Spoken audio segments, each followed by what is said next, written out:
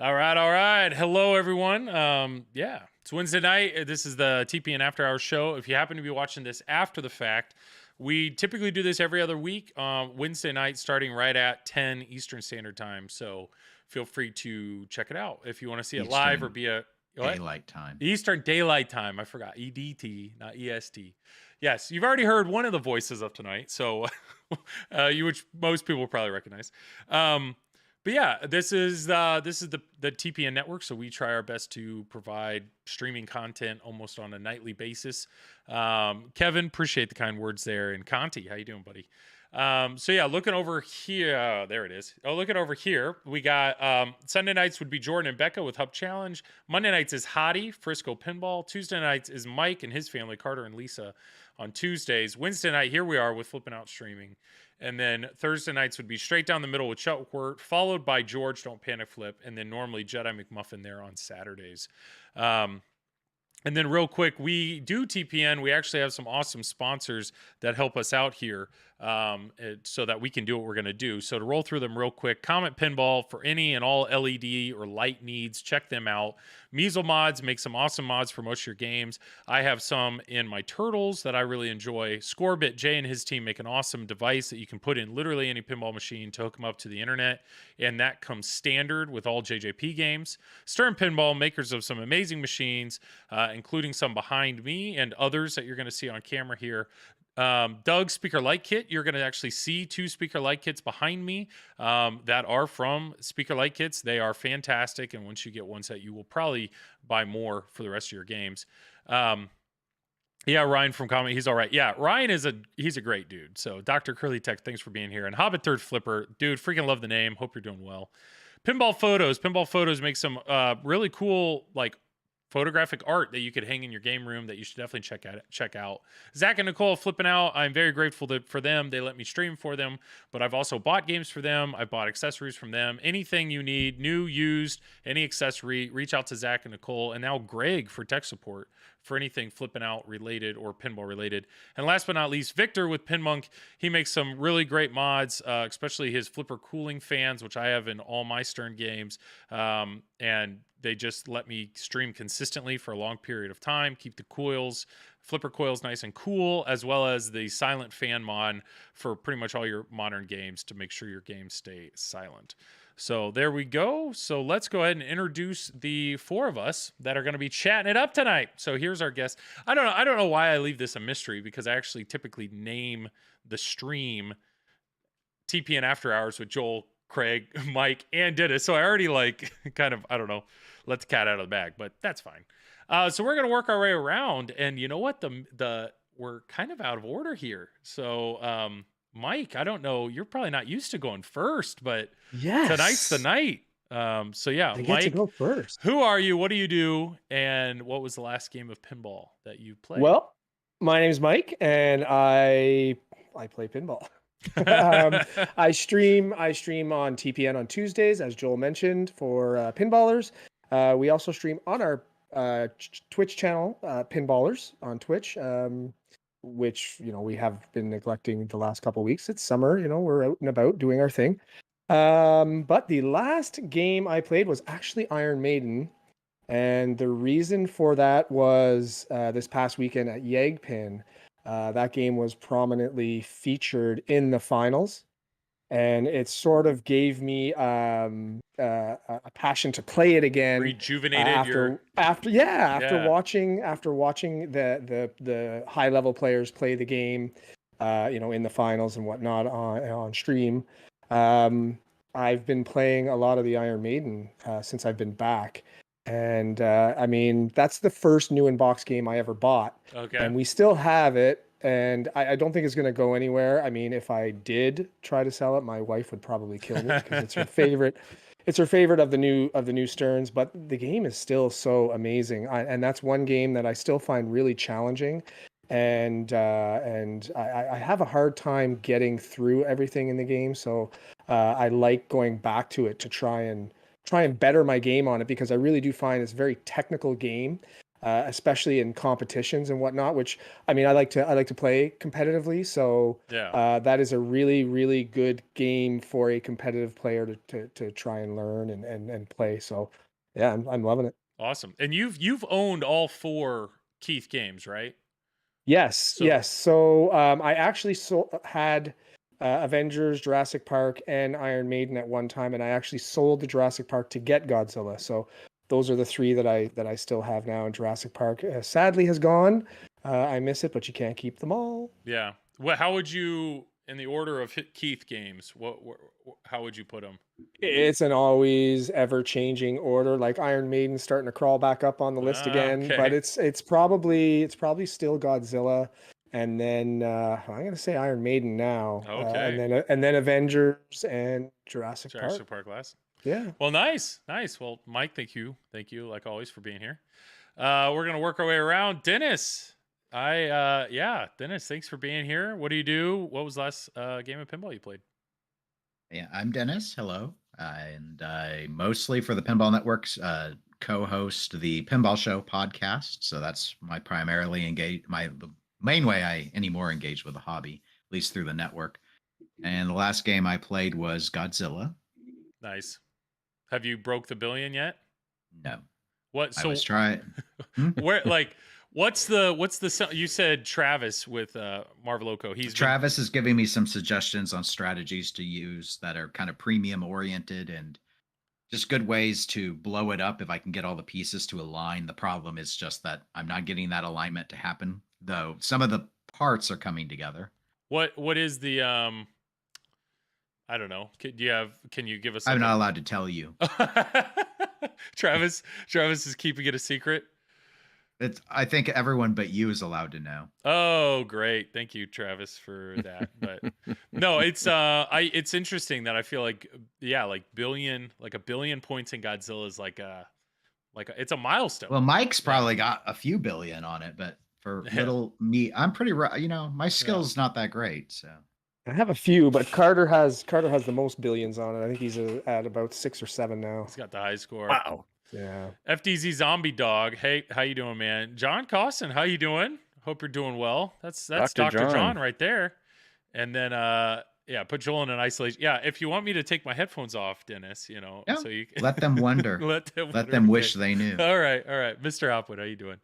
All right, so Godzilla. I'm glad to hear that you're still enjoying your Godzilla. That's great.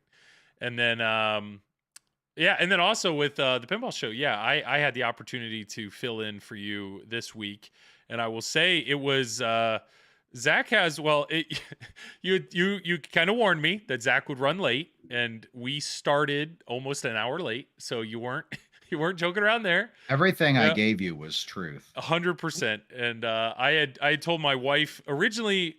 Zach told me we'll go from 9 to 11. So I told my wife, I'm so sorry. I told my wife, hey, I'm going to be busy from 9 to noon, because I was just like, let me factor this in. We're going to start late with 9 to noon. So a little bit close to 9, I get a message from Zach. He's like, hey, I'm sending you the notes at 9. We'll be ready to go at 9:15. I said, great. So 9:15, I sit down, I got my camera on, everything going. And then right around 9:15, he's like, hey man, do you have like 30 minutes? I got something I got to do. I was like, okay. So this is going. This is 9:15. Yes. So I go upstairs and my wife's like, are you done? I mean, it's like 9:20. I was like, no, he's running a little behind, all this stuff. And so at like 9:45, I messaged him. I was like, hey, are you almost ready? And he's like, yep. He goes, give me 10 minutes. Still there? So I go back down, I get everything going. It's 10 o'clock. And that's when Zach finally hops on, and he alluded to it in the actual episode. But he goes, Joel, I'm real sorry, man, but my wife was kind of giving me the inkling that she wanted to have sex. So he's like, I'm not gonna pass that up. I'm sorry. I hope you understand. I was like, that's fine. So because of that, though, then I only had from 10 to noon. So like it was at about 12:15. I was like, Zach, I've got to wrap it up. And so in the what was it? The end, what is it? I can't think of his main segment. The deals of the week, What, not deals of the week. trends? Market Oh, trends. Market trends. it's all market. That's all It's all part of market trends. Yeah. So market trends. I was like, well, I know you have me talking about these flippers. How about I go ahead and do that part? And so he's like, so he did the intro, I did that part, and then I did an ending. So the rest of market trends, Zach recorded completely by himself, which It happens more often yeah, than you can tell in the editing. which is, and I will say, I mean, we recorded almost 2.5 hours, and I think he edited it down to less than 2. So it's pretty impressive what all he does, and he knocked it out pretty quick. So, I mean, he had very detailed notes. He knew exactly what he wanted to cover. We worked our way through it. I mean, there's clearly time put into it. Yeah, so everything Dennis warned me about was 100% spot on. So thank you, Dennis, for that. And good luck doing it again on Sunday. Yeah, every other week. Yeah, Mango Slice, how you doing, buddy? Vinny Blanc, yeah, hope you're doing well. 6 billion is insane. Yeah, Carter, Mike did well with Carter. Carter is no joke. We'll probably talk about Yegpin a little bit, and Carter held his own. Yeah, evening, Marvin, how you doing, man? Mervin, my bad. And then yeah, Dan's, yeah, we got a great turnout already, so appreciate that. So here we go. Craig Bobby, sweet hat you got there. Craig, who are you? What do you do? And what was the last game you played? What's that, honey? It can you want what? Oh, the Craig's Can we late? stop Yeah. the stream for a little? Would you guys mind if we just stop Yeah. the stream for a few minutes while I take care of some business here? Well, yeah, a few minutes. Yeah, that's what I give Zach a hard time. If he would have been ready in about 5 minutes, I would have. Yeah. Go ahead, Craig. But I am Craig Bobby, and I do top stories for the Pinball Show with Zach and our co-host Dennis Kriesel here on the Pinball Show, which airs on the Pinball Network every Monday. So happy to be doing that. And my last game was, of course, the one that is still sitting behind me, which is Avengers, and I hadn't played it for maybe 10 days or 2 weeks or so. And then when we got back from holiday, I booted it up the other day. And I'm always interested to see how I'm going to feel about this game when I haven't played it for a while. And when I boot it up for the first time, we haven't played it, it's like, am I going to like this still? Yeah. Am I going to be tired of it? And I was pleasantly surprised again on how much I still really enjoy shooting this game. And I found actually my first 2 games after not playing it for a couple weeks, I was surprisingly good. Considering I hadn't played for a couple weeks. And I think it's because when I start to play a lot, I've noticed I start to get a little ahead of myself, and I start to get maybe a little quicker than I should. Anyway, for whatever reason, sometimes when you haven't played it for a while, things just click a little bit, and you just sort of you're relaxed, your expectations are a lot lower, and things just happen. So sometimes it pays to step back a bit. Yeah. But I'm going for that $1 billion point, the billion points as well on this stupid machine, and I'm still not there after 2 years. So it's hard for be us. patient. Plebes. Yeah. For us, plebes. Well, and I still don't know. Here's the thing, and I don't know what it's like on Godzilla, but I know on this game the rule set is so damn deep, which is amazing, but it's also really difficult to get all of the components of this game, like Dennis was saying, kind of lined up the way you want to. And so there's even like large components like the drop targets and the way it functions with the bingo sort of scoring, whatever. I still haven't figured that thing out. I still don't honestly know how the thing works, so that I'm looking at it going, okay, now I need to wait for the flashing light to do this because it sets off this chain of event. Like, here's what I'm aiming for. Here's what I want to achieve on that. I still just go sort of randomly, like I'm trying to hit them all down and line up some lights, but I'm still missing, I think, a basic component of that. So it's a little bit frustrating. And then I'm like, I don't have the time to do this. I'm just playing. So basically the so bingo it's partly board, on me. Yeah, the bingo board, there will be a flashing scrolling light. And whenever the light gets on the square you want, you hit the drop target and it locks it in. And then you have to complete the drops to like get that square. So, but I don't get that part. So complete the drops to get what square? Because there's 3 squares that are lit. Well, that's the thing. It's 3 squares are lit automatically, right? Doesn't it start? I think it starts with 2 or 3. Like they're already lit. But let's say you want one of them's like light Iron Man, right? Isn't one of them something like that? There's it's like spot an Avenger. There's bonus X stuff Bonus- like that Yep. that are lit Light the inserts lock. on the yeah. Yep. So light lock. Let's say light lock is what you want. That one square. Well, you wait for it to get lit, so it's flashing, and then during that short amount of time, you hit one drop. It doesn't matter, just a drop, and that'll Yep, lock and it it in. stops So it. now it doesn't Yep. scroll. And then when you complete the drops, when you hit the other two, then you've qualified it. So you've like got that. So you lit lock. Well, you can get one of the 9 thing, and then it's going to start scrolling again to a different one. So you Mhm. can get another one. Well, there's additional perks though, where if you create a row or a column, or if you do a diagonal, Like tic-tac-toe. yeah. So Yeah. that's and then bloodbath starts, and you're It's like cooking- Walking Dead. It really You're is. So, cooking like, with gas. if you hold the flipper in, you should see there's one of the screens will show you the board, the bingo board, and you should actually see then the additional, like, oh, if I get this row, I'll get that. If I get the diagonal, I'll get that. Or I if I still don't get, understand. we can explain this. We Don't- can get this. don't- We don't have to do yeah. it now, but Craig, we we can can do get this this offline. There is a pinball machine called X's and O's that will teach you the tic-tac-toe strategy, and then you Yeah. can implement this on your Avengers. Well, it's interesting. it- Even Rush has it kind of. It's not a bingo board, but Well, it's like Raymond just revisits the same thing in all his games, is what But- that is. But Rush, you have the instruments on the left. So you have bass, drums, guitar, and it scrolls. And then once you hit a drop, it'll stop. And then you have to complete the drops. And then boom, you have that instrument. So if you want to get all 3 instruments, you have to time the shot to land on the instrument you Mhm. want, complete the drops, and then you have the instrument. So it's a very similar concept, but I don't know. And We'll you- get there.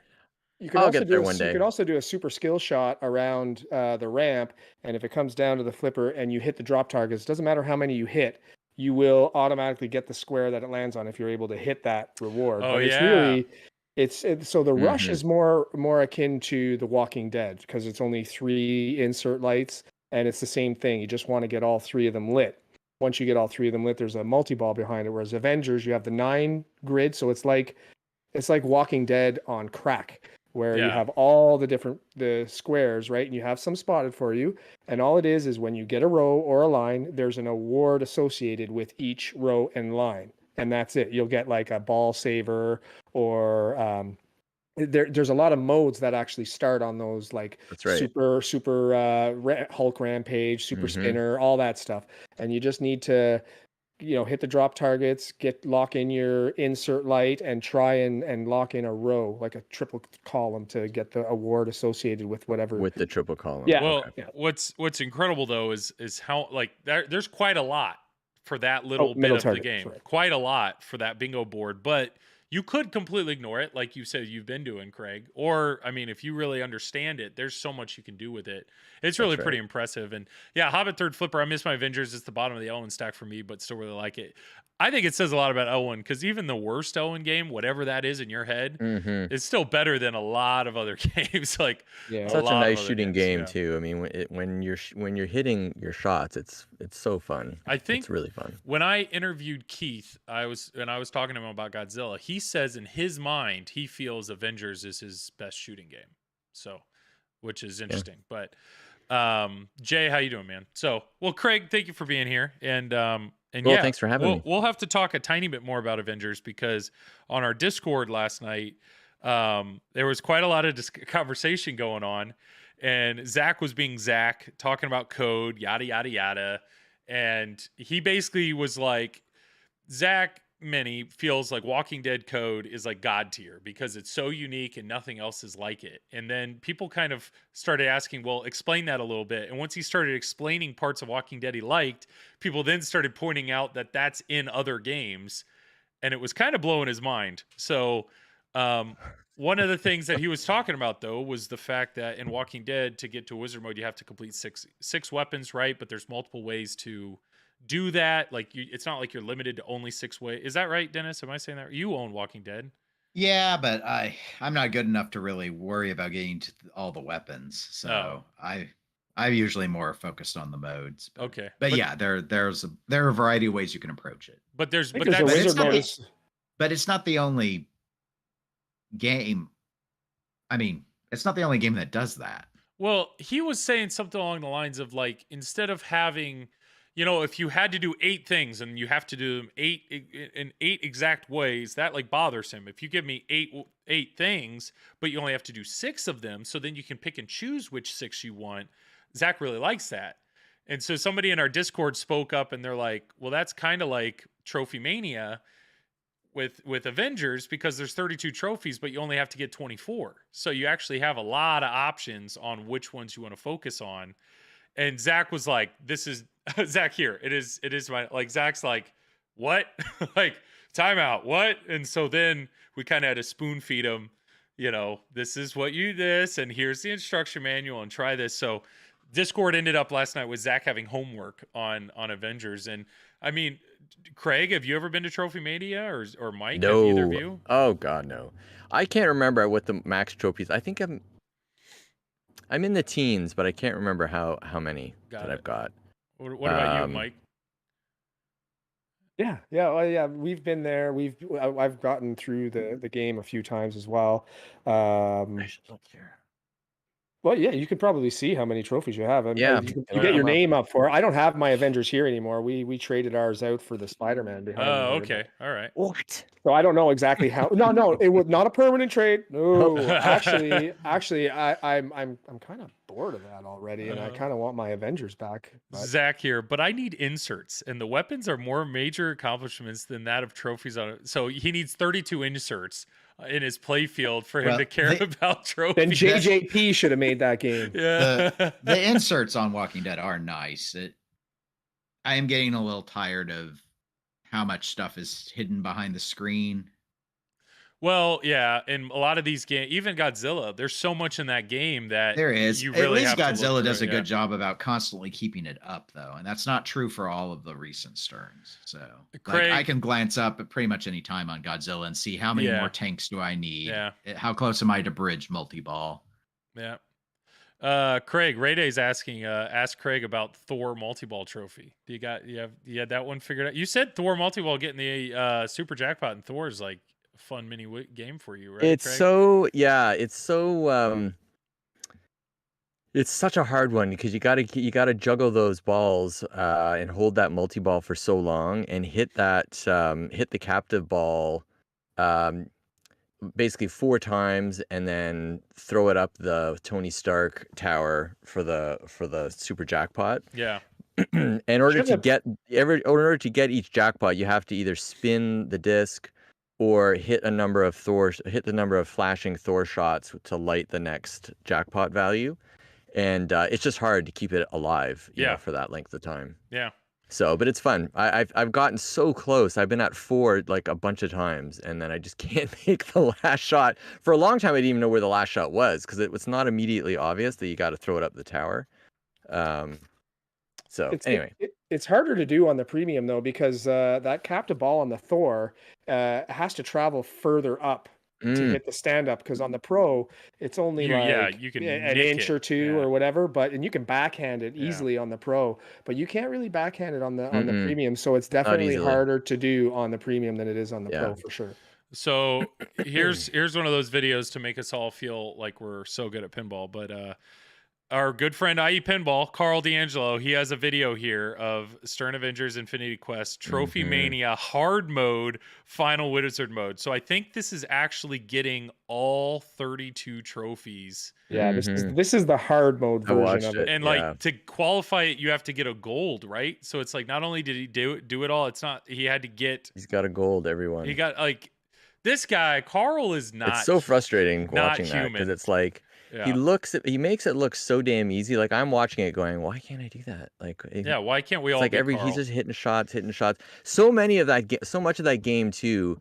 He made shots at like the splits. Like there was timers sometimes that timed down, and he was just making shots at the very last second to get some of those trophies. It was unbelievable. Like so many clutch shots that he had to make throughout the game that a normal person would even come close. So Ray Day, it seems like this guy knows a little bit about the code. He's saying it's a setting that removes 8 of the trophies, a lot of the easy ones. So it's the 24 hardest trophies. You have to get all 24 of them. It's absurd, this guy. So I'm not going to show it. I don't want to spoil it. I know Zach doesn't want it spoiled. Think, Zach in his head, even though we just told him about trophies for the first time yesterday, apparently. Zach's about to go get 24 he's about ready to go get them all. Yeah. Well, good luck. Yeah. And then, to finish out introductions, my name's Joel. I do this stream, obviously the Flippin' Out stream for TPN every Wednesday night. And then I do the actual Flippin' Out stream every other Thursday. I am streaming tomorrow. And good old Zach Mini is actually coming.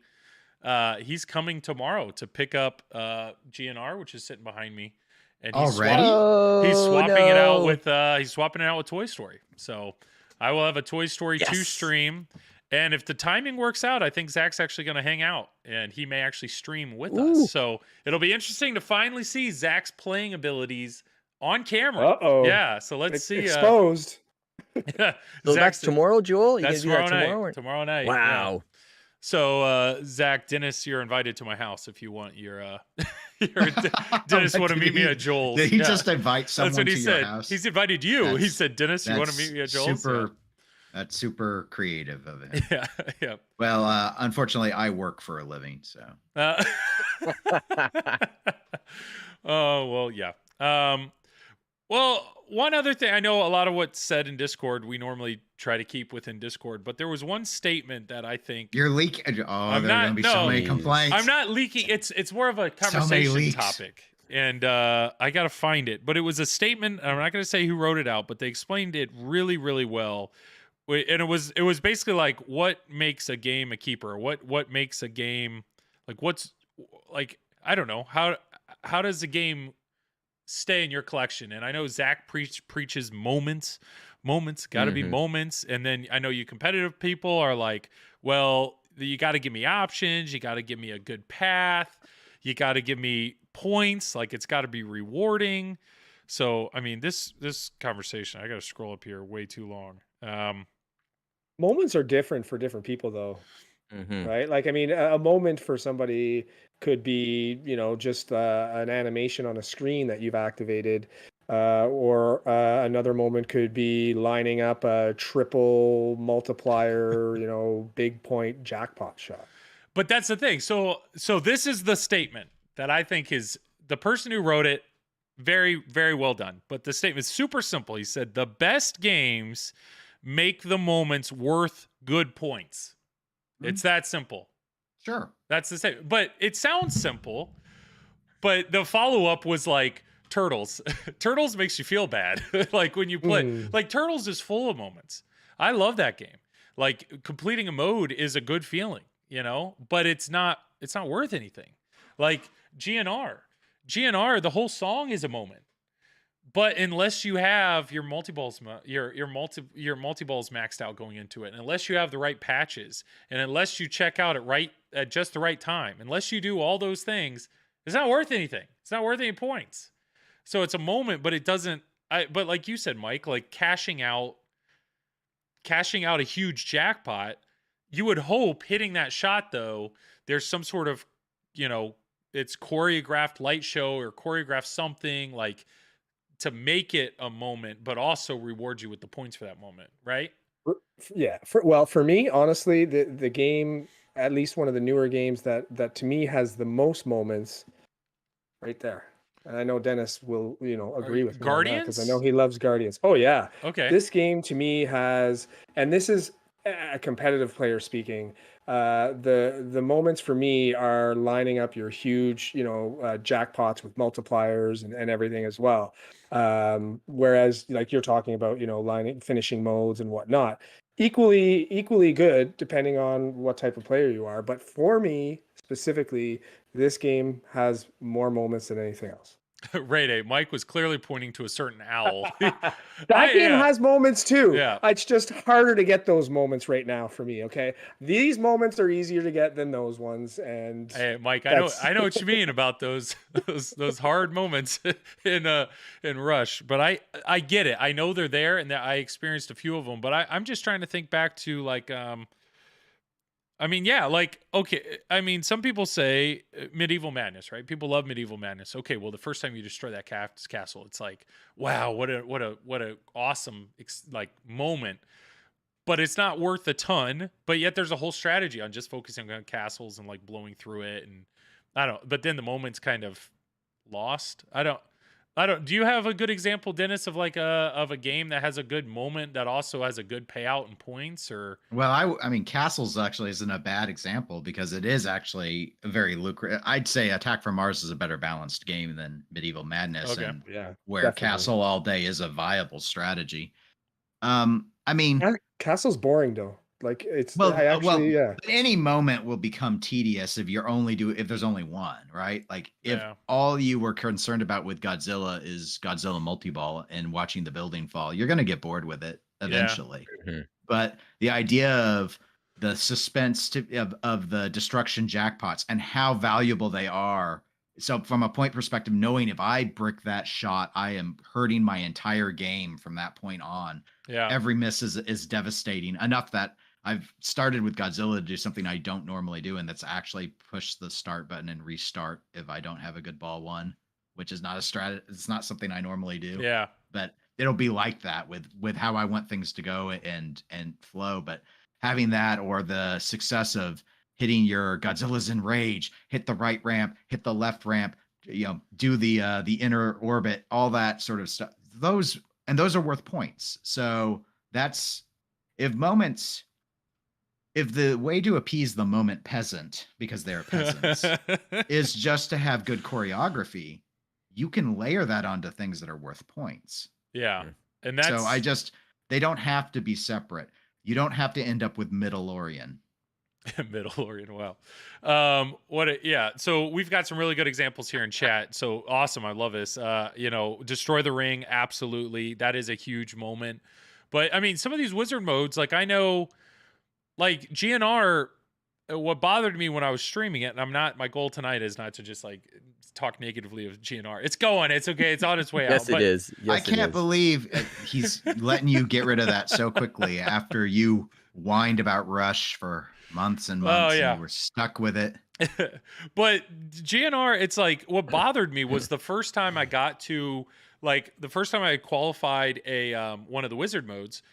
I remember I was like, okay, what do I want to do? And I'm looking at chat and they're like, hold in your button, you don't want to play the wizard mode. No. And I was like, why? And they're like, it's not worth any points. And I like that was such a bummer to me of like that these coders have written specific modes in games and I'm being told don't do them. Like it is a complete, like there's a hurry up when you get so many spins of the slash hat. Same thing. They're like cradle up and time it out. It's not worth any points. So it's like, why build these things in your game if you basically don't want anybody to progress towards them? And specific, like I would assume, and I'm not putting words in your mouth, Ray Day, but like Raymond, if you coded a mode in a game where you knew the best strategy was for people to time it out, you'd probably you would hate that. There's no way you would I don't know, you'd let that slide. And I don't know. You're explaining the reason why I didn't keep Guns N' Roses very long at all. I mean, it's just I mean, I can't speak for it now because I'm sure there's been other code updates, but it was really, really unbalanced when we had it.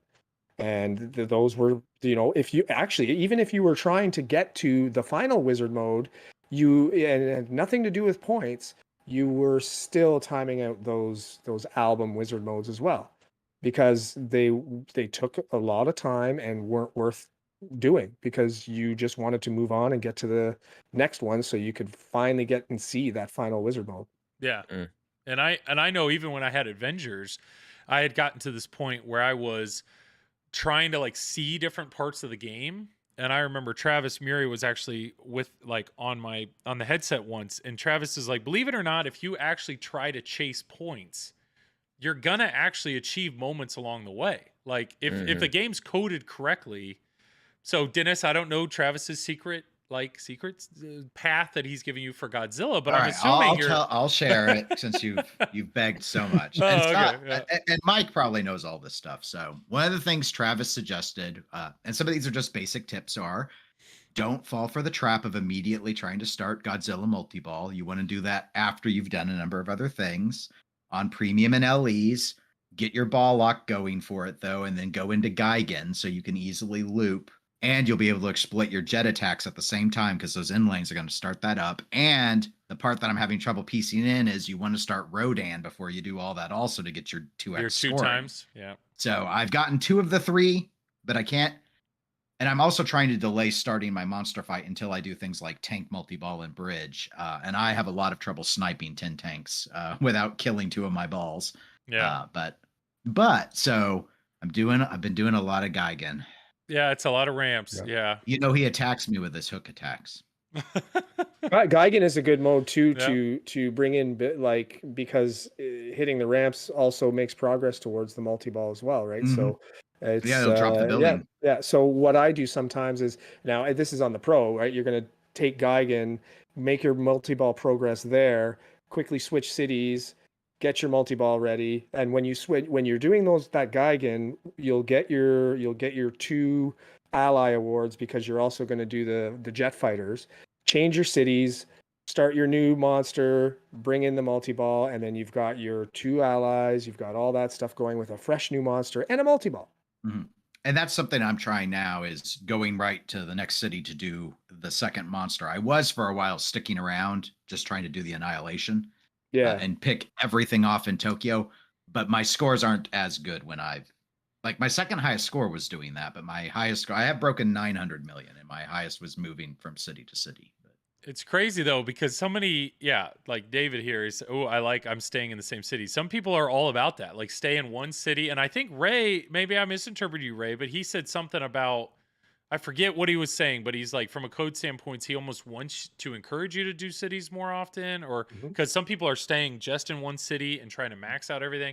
So Keith is there's so much to do. There's in so a city, much to do. And it's interesting, the first time I played and I got things like bridge attack and tank multi-ball, I was like, these scores are garbage. And then I've seen what good players are doing with those. Those are real good modes if you can control that was another suggestion from Travis, was have your atomic breath ready to go into tank, pick them all off, and finish your phase 1 with the breath.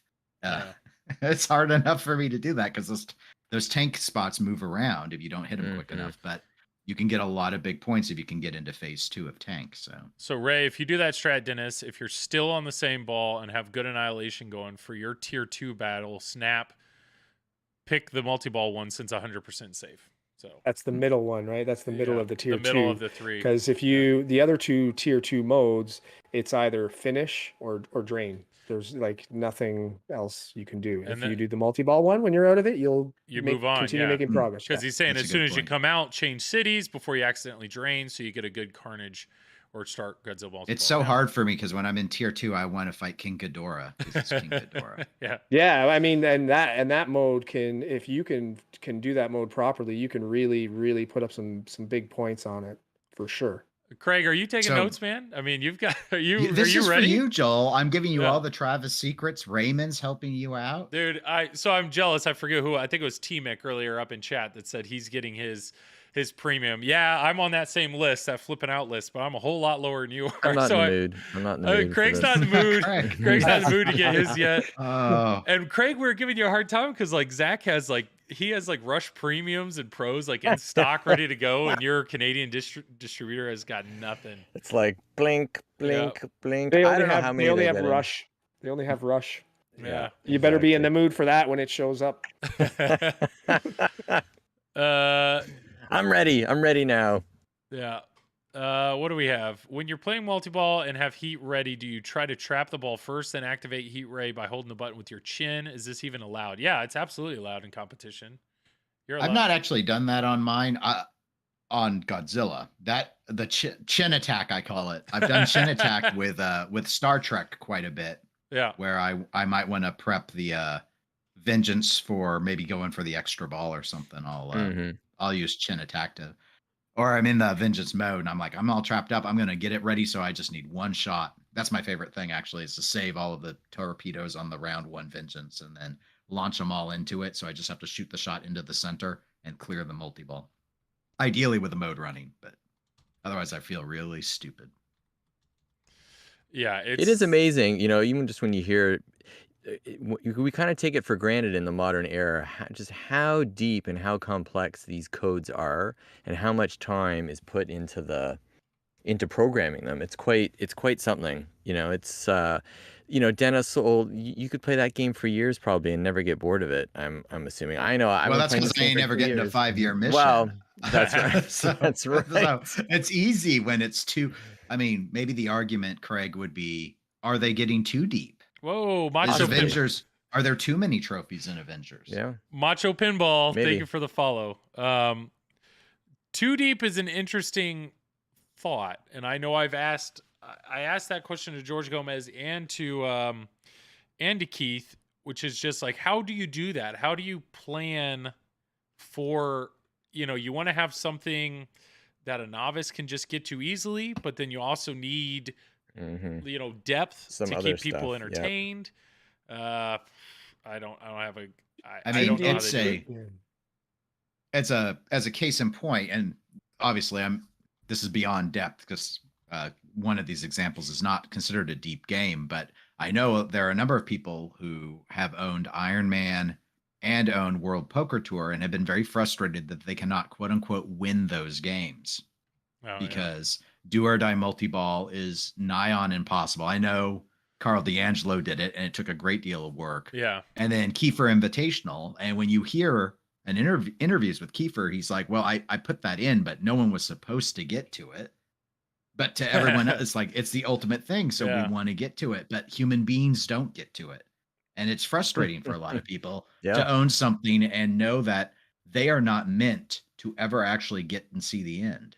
Mm-hmm. Well, it's interesting. Like, if you ever own Lord of the Rings, it's almost become like a point of pride. It's like, yeah, I've reached Valinor. Like, it's like a stamp of approval. Like, you are good at pinball because you've like that becomes a stamp. Well, some other wizard modes, it carries more or less weight. But then, I mean, you guys are talking like 1 billion points. 1 billion points is the stamp of approval. Yeah, Zach here, like TNA, like I beat it all 9 reactors. Like, well, it's too deep to me is definitely, I believe it is a thing, but it's only a thing when you're speaking of like on location games, like a game like Lord of the Rings, even maybe even GNR. But I mean, too deep at home, I don't think really exists because you can just keep playing and playing and playing the game and just keep trying to make further and further progress. The deeper it is, the longer you're going to tend to keep the game and the more you're going to play it.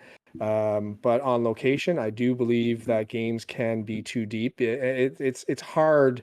And very costly if you're trying to make progress through a really deep game on location. Yeah.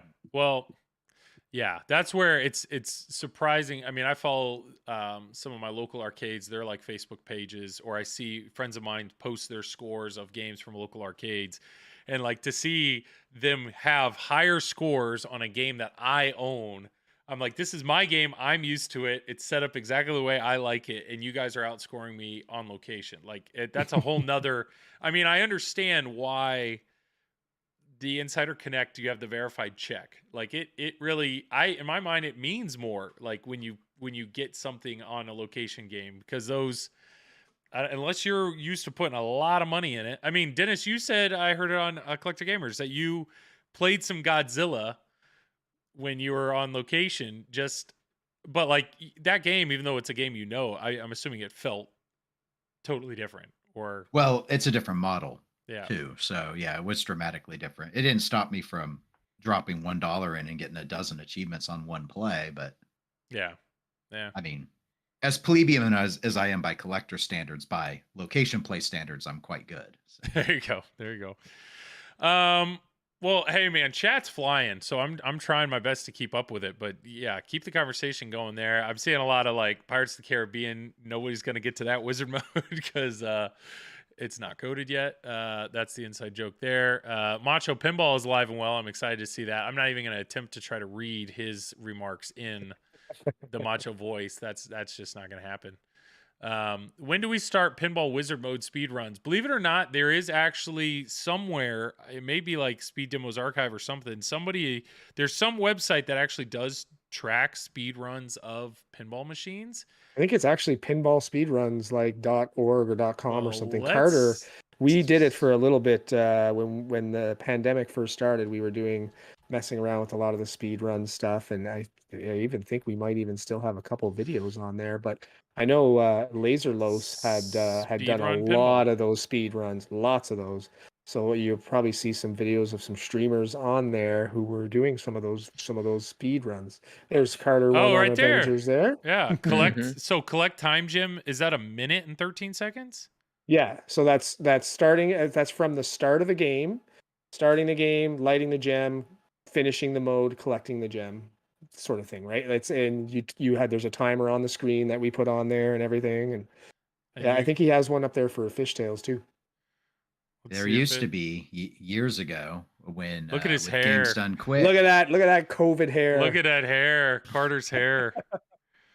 So that's awesome. You were just sorry, Dennis. You were saying. I know that's fine. I was just going to say there was this was years ago, but there was a time where with the Games Done Quick, which is a twice a year live charity video game speedruns, they were doing pinball as well Oh as yeah. a ancillary. Yeah, unfortunately, it kind of fell apart in scandal, but it was a good idea. What happened? So I'm curious that's about a the lot. scandal now. That's a that's a dark one. Okay, well, in a nutshell, because I don't want to consume the entire stream, and this was years ago, so I'll do my best to remember.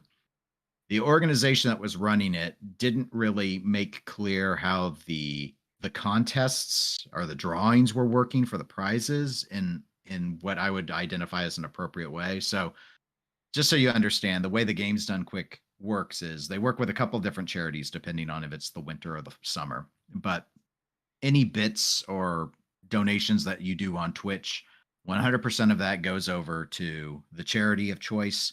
And then they do a variety of drawings. Like if you contribute $50, you get in for a PS5 Okay. and that sort of stuff. But you can also, you mail in the postcard and do the little thing. It's a true drawing sort of structure. Well, on the pinball side, they were doing a giveaway of a pinball machine. Oh. Okay. Well, but what wasn't clear was that the pinball machine was being paid for out of all the donations up front, kind of like how our Oh. pinball raffles happen. So it was done like a raffle, but they described it as a drawing, just like Games Done Quick. And there was a provision that you could send in a postcard, except if you paid multiple $25 allotments, you got more entries in. That's not allowed in a drawing. That's a raffle. So people, if they pay $1,000 to Games Done Quick or $25, they're in for whatever the threshold is. There's only one entry. So that was called out with them, and they insisted they were doing it right. And then ultimately they refunded everyone. And last night, they sent the bits and stuff on, but it was all just really unclear. And the hosts were misdescribing, like they weren't up until the last day saying that the pinball machine had to be bought out of all this donation money. So Pinball Done Quick raised like 10 grand, but 6 of it went to buy the pro machine. So anyway, last I heard, Games Done Quick leadership disinvited them from ever coming back. Oh, that sucks. So. I just saw this one. It's start training. Apparently, Escher does it here in 18 seconds. Yeah, I don't know the game. You would know the game, so you well, would probably if know you how pick- hard that is to do. But they won't let you pick Leo because Leo, it's lit automatically. So you have to hit layer 4 times. So he's already hit it 3. This right here would be 4, and then you have to hit under the flipper. Oh, never mind. There's 4, and now he has to hit under the flipper. So he's gonna hit it on his first shot. Yep, 18 seconds. or Escher. That's unbelievable. When was that? When did they do that? They did the heads up. Was that That's one of the was heads that up not the one tournaments. they did on like ESPN or something? Yeah, Those they were show the ones it. they did on They ESPN. show it later. Yeah. Yeah. Anyone watch the Gary Stern interview by Barstools? No. Did that just happen? Well, I'm excited. Somebody else said this. I think it was Knee Kick Lou or whatever. He's like, well, I found my new pastime. Yeah, there's some really cool ones in here. So right here, the reason I brought it up is because I remember Ryan McQuaid, who's now hired by American Pinball. He has the speed run 15 minutes for TNA. So I'm curious why there's 2, because it's destroy all reactors. I know Ryan McQuaid death saves, so maybe this has death saves and this one doesn't. I don't know. I'm curious why there's 2, but still unbelievable. Pinmonk, what are you linking here? You're linking a YouTube video. I trust you, unless I shouldn't. The king of pinball industry. What is this? Oh, this is Barstool. Okay, this is the interview. Okay, got it. If you want to look at that, watch that interview later. Pinmonk linked it right there in chat. So cool. Nice. All right. What else are we talking? Well, yeah, we've just been side tangent. We've just been going with the flow the whole time. Well, what were we gonna actually talk about? We were gonna talk a little bit about Queen, but I think we're gonna save that till after the break. What I do want to actually talk about, this was messaged to me. And I want to bring this up, but this is all it was. It was a link to wikipedia.com for the Osborne Effect. Does the Osborne Effect, if you guys hear this, does this mean anything to you, the Osborne Effect? So right here, the Osborne Effect is a special phenomenon of customers canceling or deferring orders for the current, soon-to-be obsolete product as an unexpected drawback of a company's announcing a future product prematurely. It's an example of cannibalism. So what he was referring to was why Stern wouldn't announce their next games because of this. Customers canceling what they currently have ordered or announcing a new game is going to hurt the sales of the current game. So they're hurting themselves. And that's what apparently happened here with this Osborne Effect. Apparently there was this Osborne computer, the Osborne 1 that was released that sold really, really well. And they were still getting sales, or they had stuff that was due to customers. And then they announced the Osborne 2. And so everybody stopped buying the Osborne 1 because they knew the 2 was going to come out.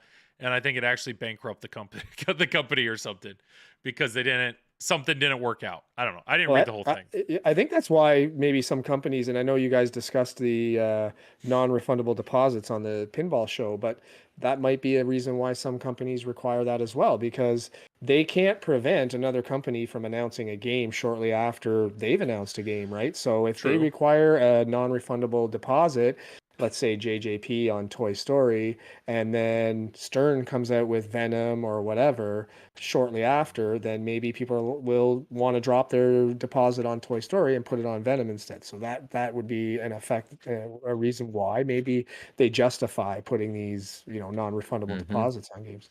Well, I know it's hurt even when there isn't a non-refundable deposit involved. Like, I mean, Zach, he's talked about it with Flipping Out, that he'll have people that will place orders for like Mando, where they're like, I'm in on a Mando. And he doesn't request money when they say I'm in for a Mando. He doesn't. That's most distributors don't. But if Zach has a list of X number of people that want a Mando and he places an order for that list, and then Stern takes forever to make the game, and then all of a sudden Godzilla comes out, well, what if, 10% of his Mando list just says, never mind, move it to Godzilla? Well, he still has that original order placed.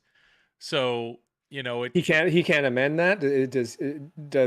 Does he have to put a deposit on the games with Stern? Or can he amend that order as well? I don't know. I mean, Zach, if you're still in the chat, feel free to answer if you want. But I know, I mean, there was a time where it doesn't matter. Like, okay, so now I have games that I don't have people allocated for, but hey, it's pinball. People are going to buy it.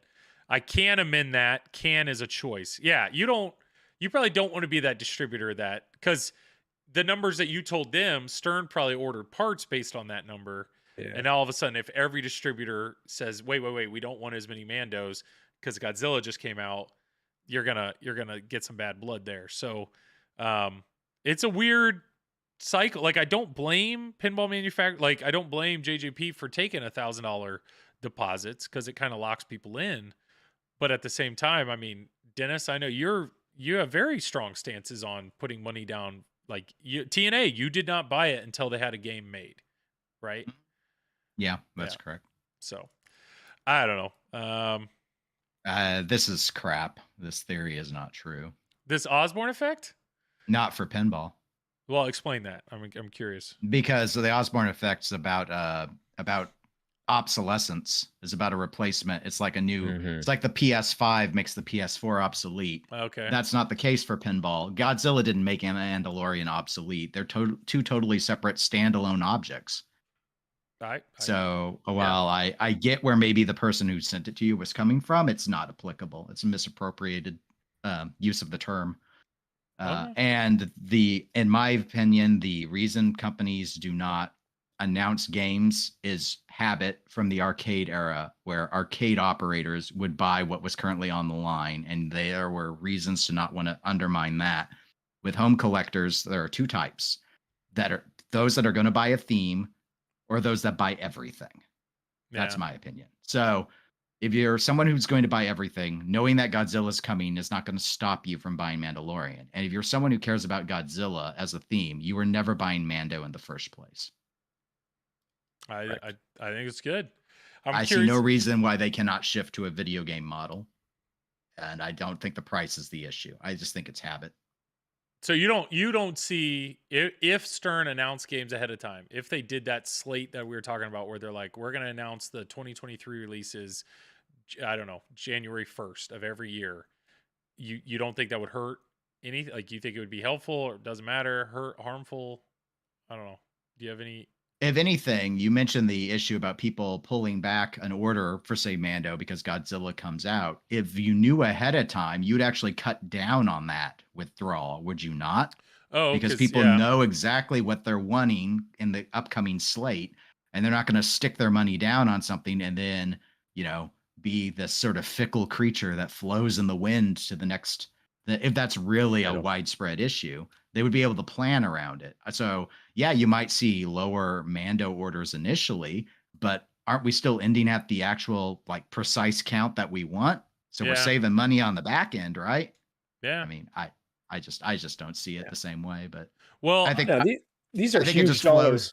flows. Yeah, they are. They're large they're large dollar things, but yeah, I think it's more of a convenience thing for the manufacturer, honestly. So that it gives them flexibility in terms of licensing or production delays or whatever to be a little more flexible. I think. I mean, they're pretty damn organized, and I'm trying to counter that argument a little bit. It's a bit of a weird thing, I think, as well, and I tend to agree with Dennis that I think there should be more transparency in terms of what they're lining up. The fact I think the real issue is most of these companies don't have enough things lined up, and we're talking about Stern, really. Who else has? They said they're working on what did Gomez said, like 60 titles at any given time. Who's working on 60 titles? Like, even when these guys, even when people like American Pinball or I don't know, the defunct Deep Root, or even Spooky, they might be working on 2 to 3. I mean, I think American said they might be working on up to 10. But 60?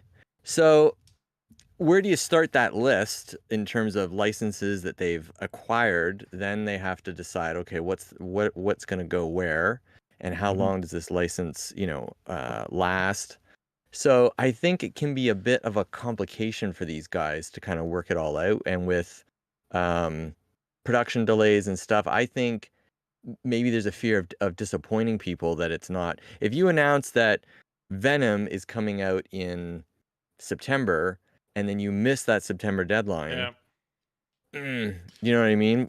Video game companies do that all the time. It happens all the time. And if you want to talk big dollar on production side, it happens with movies too. It's not that the consumer will forgive. I don't think you need to maybe go as far as video games in the sense that we don't need them to tell us everything that they've got as soon as they lock it in. Yeah. It should be relatively far along. Yeah. And sometimes video games make the mistake of going too early.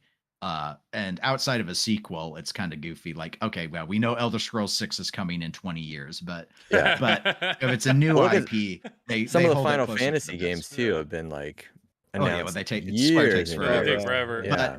But another factor to all of this that we haven't discussed, but I think is very interesting on the notion of it all, is the factoring in of the competitors.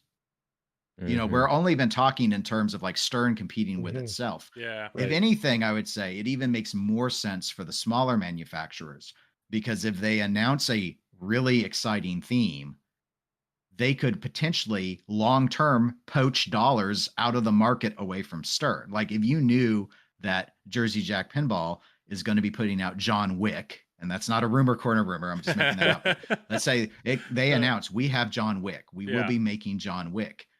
There will be people that will be like, I was tempted by Venom, but John Wick could come out at any time. And John Wick, I mean, come on. Keanu Reeves has a beard and he shoots people. I mean, Okay, but then what happens if you're sitting on that money and you're wanting the John Wick and it's 1 year, 2 years, it doesn't come out? Then the industry could be affected by people who are sitting on this money for a long period of time and not buying games at all, right? Mhm. And another factor is Stern has also been known, and I think it's happened a couple of times to sort of swap on their releases, right? Like I believe.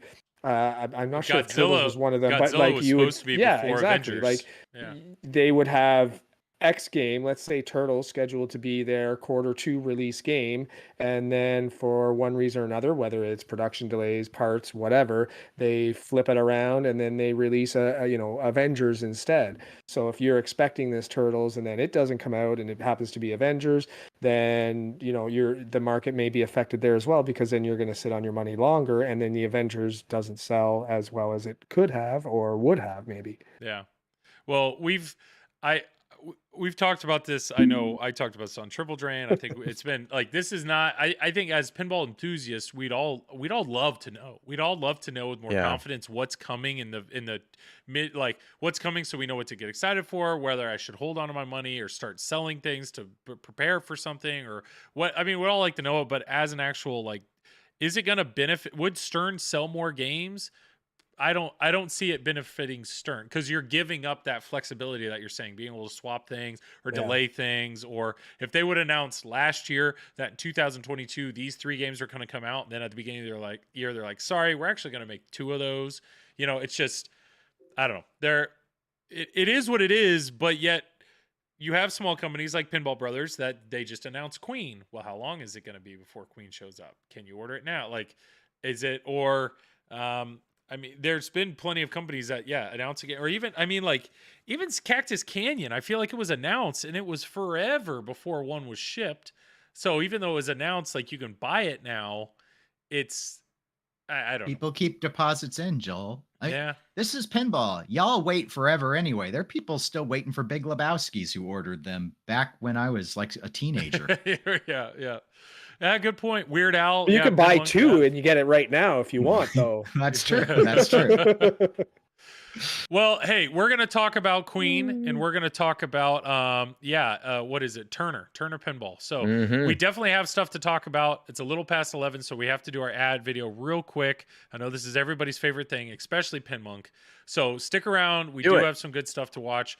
This is like a 3-minute break if you guys need to go grab a beer or something. So here we go.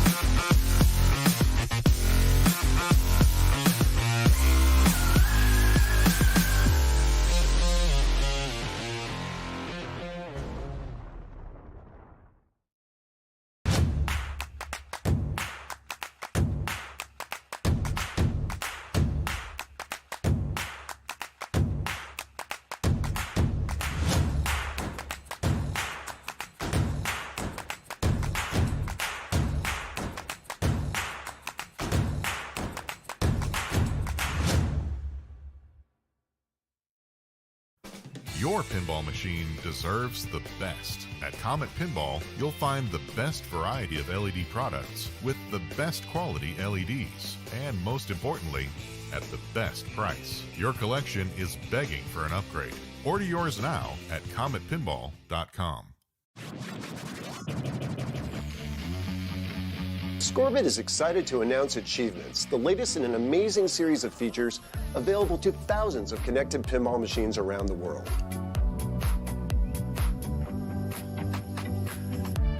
Achievements are part of Scorbit's free open platform. Scorbit already supports hundreds of pinball machines from the 1970s to today. Give your games new life by connecting them to the Scorbit platform and the universe of applications for pinball machines.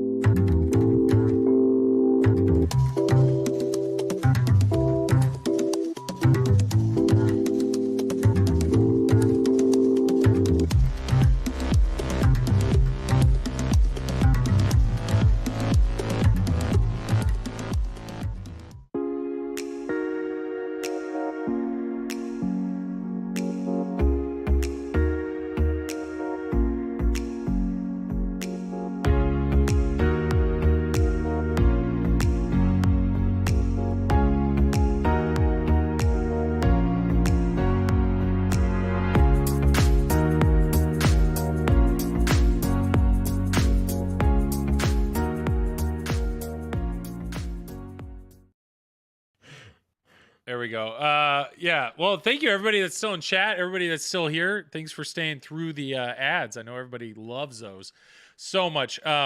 We're just making fun of Zach. You know, it's pretty easy. So that's why if you heard some laughing at the beginning, that's all it was. But yeah, so here we are Wednesday night. This is the TPN After Hours show. We do it every other Wednesday from 10 to midnight ish. So feel free to check that out, especially if you're watching it afterwards. And once again, Pinball Network, we try to have somebody streaming almost every weeknight. So here's our calendar.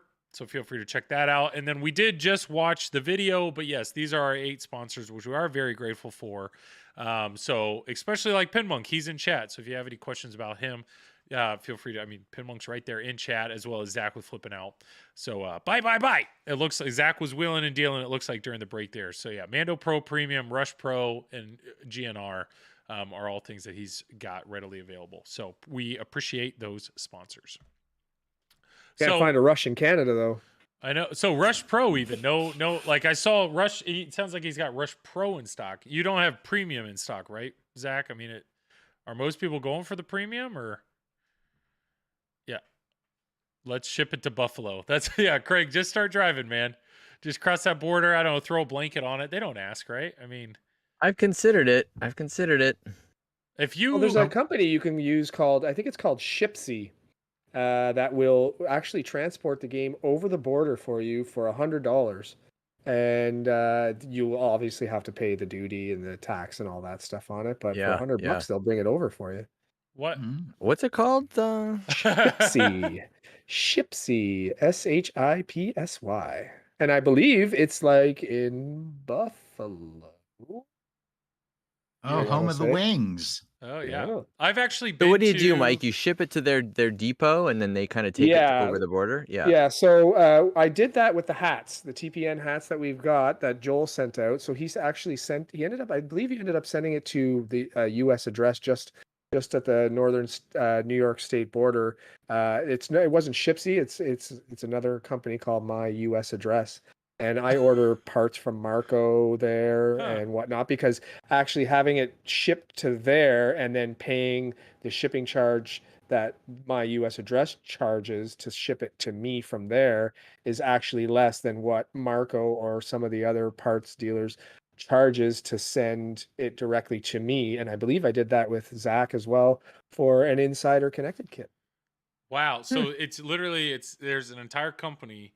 All they're doing is receiving packages, putting them in a truck, driving them across the border, then going to a UPS or something, and then shipping them out.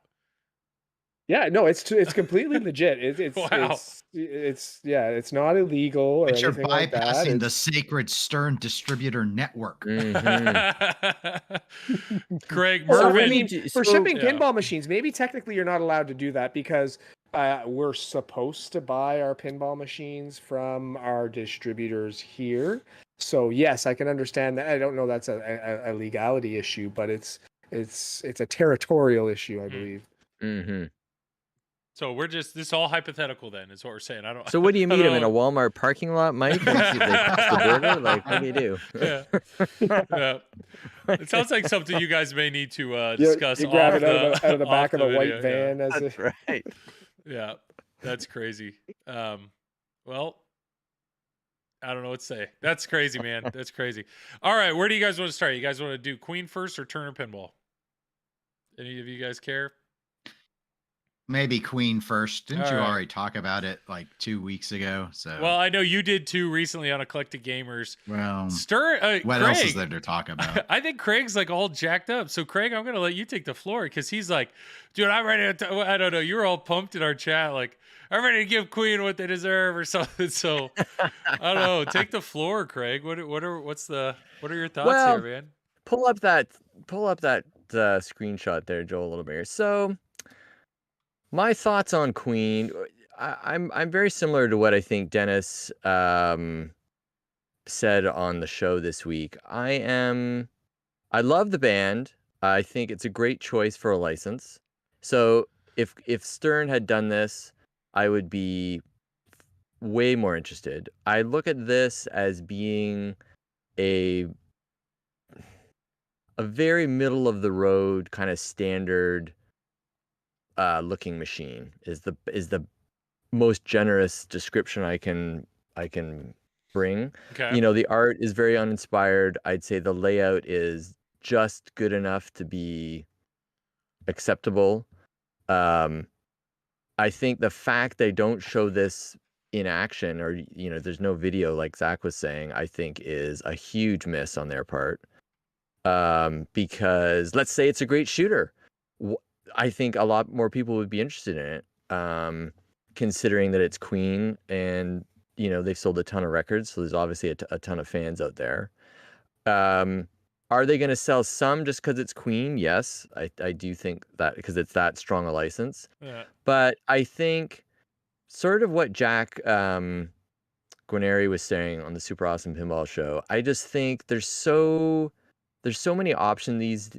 These machines are so expensive, and there's so many options out there these days that you got to bring all of the stuff to the table, in my opinion, to really start to be competitive, you know? And so I look at this as a okay attempt, but they're still not in the leagues of, I don't even think they're in the league of American pinball, frankly, you know? So it's still very boutique-y, the way, again, with the, and sometimes that's a good thing, but sometimes it's not a good thing.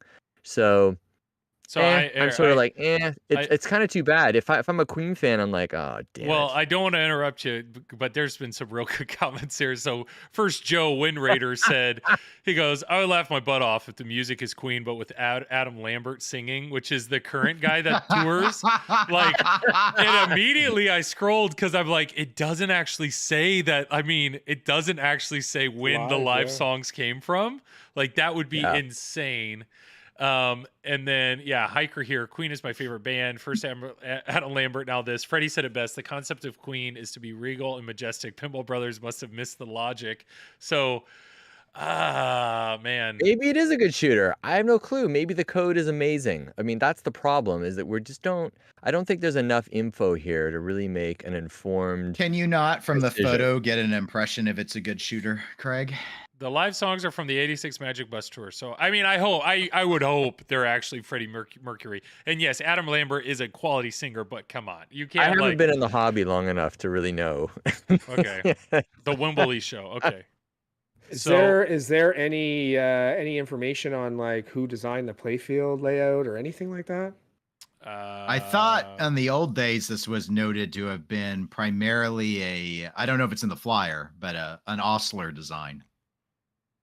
Osler. Okay. As the thing that had me concerned about it was this is their first real in-house design, right? Like they did Alien, but Alien was not done by Pinball Brothers.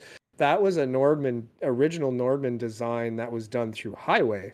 So I mean, was some pedigree behind that when Pinball Brothers sort of picked it up, and you know, technically they changed the layout, but really all they did was take the screen out of the center of the playfield and just redid the art there. This doesn't have me concerned, but it definitely has me needing to see a lot more of it before I make a decision. The layout does, I mean, it does look, it gives me like Avengers vibes when you're looking at those piano keys on the side. That looks like the drop targets there. It's got that center ramp.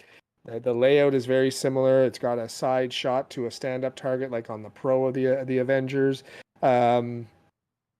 I guess they felt necessary to put a drop target in front of every friggin' shot on the game. Like, I don't understand what the choice of that was. But the upper playfield has the GNR sort of guitar vibe kind of thing. So it just it looks like you said, the art does not impress me at all. Right?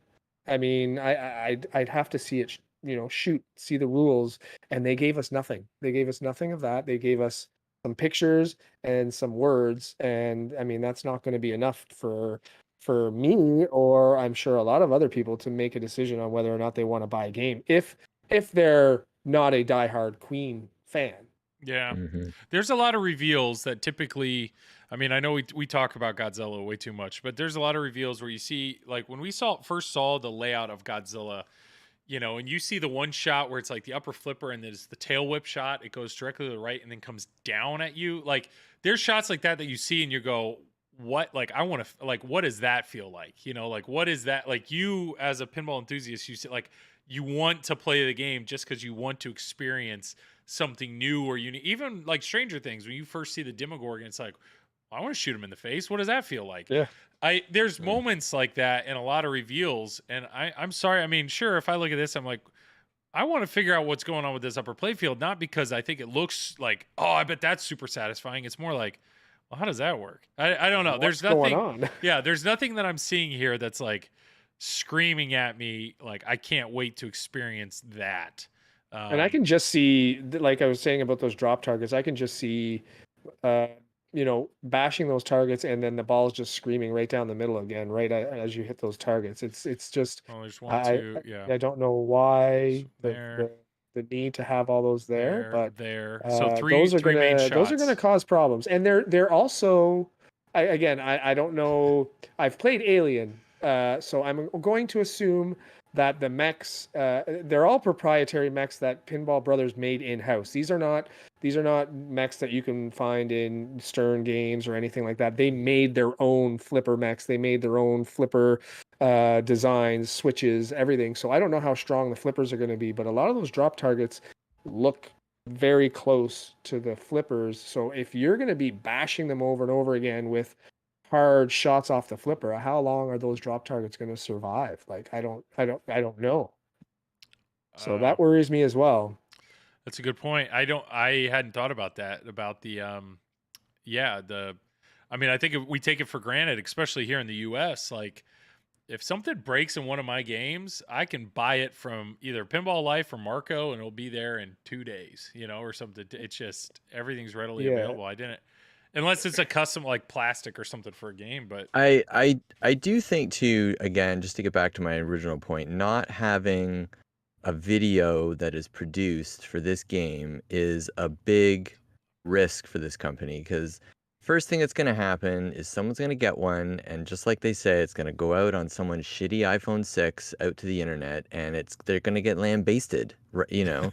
And I just think in this day and age, it's like I think there was a time where having a video was a nice to, not a need to, and I think now it's a need to these days. Like if you don't have a video for your product, and particularly a product like this, in a hobby that is so knowledgeable and just generally rabid, and you know, there's just people that they know what they're looking at, right? So to not do that, it's like it's a first warning sign. So what are they hiding? Is the game shit like shit? What are they not trying to let us see before trying to get people to put down their money, you know, just based on, oh, it's Queen, I gotta have it, I gotta have a Queen. Well, does it, you know, let's see it play, let's see the code, but let's see the light show, let's see all the things, let's see the art up close. I want to feel, I want to get a sense of this thing. At the very least, to Dennis's point, you know, when are we going to be able to play it? Is it going to be at Expo? Is it going to be at TPF? Yeah, well, there's just a lot they're not saying, which again are big red flags for me as a consumer. I'm like, okay, well, I'm just going to sit back and see what happens. I'm not saying it's horrible, but I'm saying it's not a buy. You know, even if I love Queen, I would be cautious. I would be very cautious with this. This is one of those games where you really want to get your hands on before you actually make a decision on it. Where you know, like Joel was saying with Godzilla or Stranger Things, you see some of the things on there and you're like, oh, I want to do that, but there's nothing here that says I want to do that on this layout. So. Cough up the 30, 40, or 50 or whatever it costs to get a decently made video. Call Zach at Flippin' Out. He will. They should have flew Greg and him over there, and they should have filmed the shit out of this thing and brought back a winner. I guarantee they would have sold units, you know. So again, I just think it's just the reality of the modern era, and I think to try and not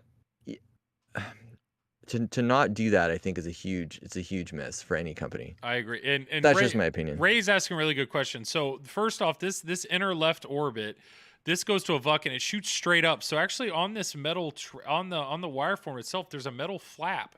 So it's going to hit this flap, push through it, and then kind of be pushed over to the right. And that's how the ball is supposed to go down that ramp. So how's that going to work? How's that flap thing going to work? I'm curious about that. You can see it here from the other angle. It goes, pushes up and then goes down, while otherwise a ball is just going to roll over it. But then, I mean, that one I could tell, but Ray's asking, well, where do these go? And we don't know. We have no, I mean, there's a vuck back here, I think, unless that's a scoop to go down. I don't know. That's the thing about A lot this of layout. mysteries. There's a lot of mysteries here. We don't know. Is this actually flowy? Is it not? And I mean, Queen's a huge theme. Like Rick and Morty sold out essentially before there was anything shown of it. Right? Even shown. And yeah, so I have no idea. But I mean, Zach admitted, he said it, that he said it on the Pinball Show, that he has sold more of these than he has some of the more recent non-licensed games. So there's plenty of people out there that are like, Queen was on their short list of dream teams and they're all in. But I mean, I applaud, like Dennis, I applaud you. You said like Halloween is like like you love Halloween, but yet you showed restraint and didn't just buy Halloween because it's Halloween, right? I mean, apparently it can be done. You can not buy dream themes. Yes, if you're not weak. Yeah. Yeah. Well, we were giving Travis a hard time because they're like, dude, you saw what you saw with the Toy Story reveal and you still bought it. He goes, yeah, because I didn't want to sleep on the couch. Like his wife wanted it, so his wife and kids wanted it, so he bought it. Chat's I'd going take Toy awesome. Story 4 all day over this game, like 100%. I'd spend more money and I'd buy that game over this. 100%. Anyone that looks at the art and thinks it's great, it works at or has worked at American Pinball. Wow. Chat's vicious here, man. This is a dream. It's got a really shiny. It's got a really shiny ramp. I mean, I like. That is a nice polished ramp. Okay, Zach said it might be the nicest ramp in all of pinball. Yeah, actually, that's probably the best compliment I can give the game is it's got a nice shiny ramp. Zach said though, I mean, Alien had him too. Now, I mean, Zach has owned Alien and he sold Alien rather quickly, but he's still ordering them. I mean, is there so many details fail? Is there does anybody own Alien? I mean, Mike, I know you're big on Alien. I have four friends actually, two with an Alien and two that have one on order. So I've had quite some time on Alien, and I think the game's fantastic. I mean, if I didn't have so many friends with an Alien, I'd probably be trying to get one myself. But but quality wise, build wise, you're like. Well, okay, so my one of my friends who ended up getting one of the first run games did have issues with the Alien, quite a number of issues with it, and the company was top notch in supporting him, providing parts. He got a new play field. He got new switches. He got extra switches for switches that were breaking from them. So they were very, very good at providing support. So that gives me confidence in the support part of it. It doesn't give me confidence in the build though, right? Because the build is there were still issues with it. However, another friend of mine got one just a few months ago and has had just minor issues with it. Minor issues that you would experience occasionally with, a Stern Newman box, let's say. And aside from that, he said the game has been solid, and he's been playing it almost nonstop for a few months now. So it's getting better, I think. It's getting better. Does Pinball Brothers use a contract manufacturer, or do they do they have their own factory? I don't know about that, but I do know that like I said before, the parts that they make are their own, like the switches that they have, they're I guess smart switches, I guess is what they're called. But they actually each have a little PCB board. Just even a stand-up target has its own little PCB board on the Alien, at least. So I don't know if they've changed how they do that on Queen or not. We don't have much information on it, so So I'm sorry, Pinmonk is killing it in chat, man. Yeah, we were just saying, yeah, they're very supportive. not You know, they're pinball bros. bitches. Yeah, they're bros after all. They're not pinball. Yeah, Bros. these are. Yeah, no, look at his next how. Yeah, but they're not. Yeah, they're and I see some people that answered my query in the chat that it's Oh, they Pedretti. contracted with Pedretti for the Yeah. But builds. I thought Pedretti was the brothers, wasn't it? They No. did the Funhouse 2.0, right? Pedretti. Correct. Yes. That's yeah. Yes, but I believe the brothers are actually based in a northern European country, like a Scandinavian country or something. I don't recall exactly. And the reason I bring it up is I was just sort of curious. Do you guys think that Pinball Brothers is actually in this for the long haul?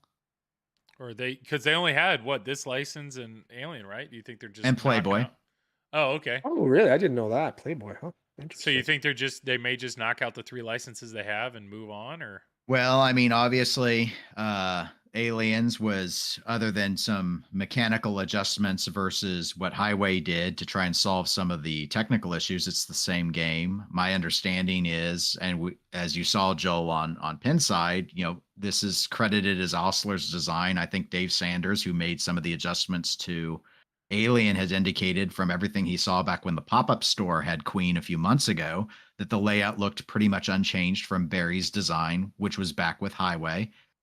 And one of my, obviously, how far you want to go with it, now defunct sources with Deeproot said that Pinball Brothers tried to sell them the Queen license for over $500,000, and they wanted $125,000 for Playboy, so Deeproot passed on those.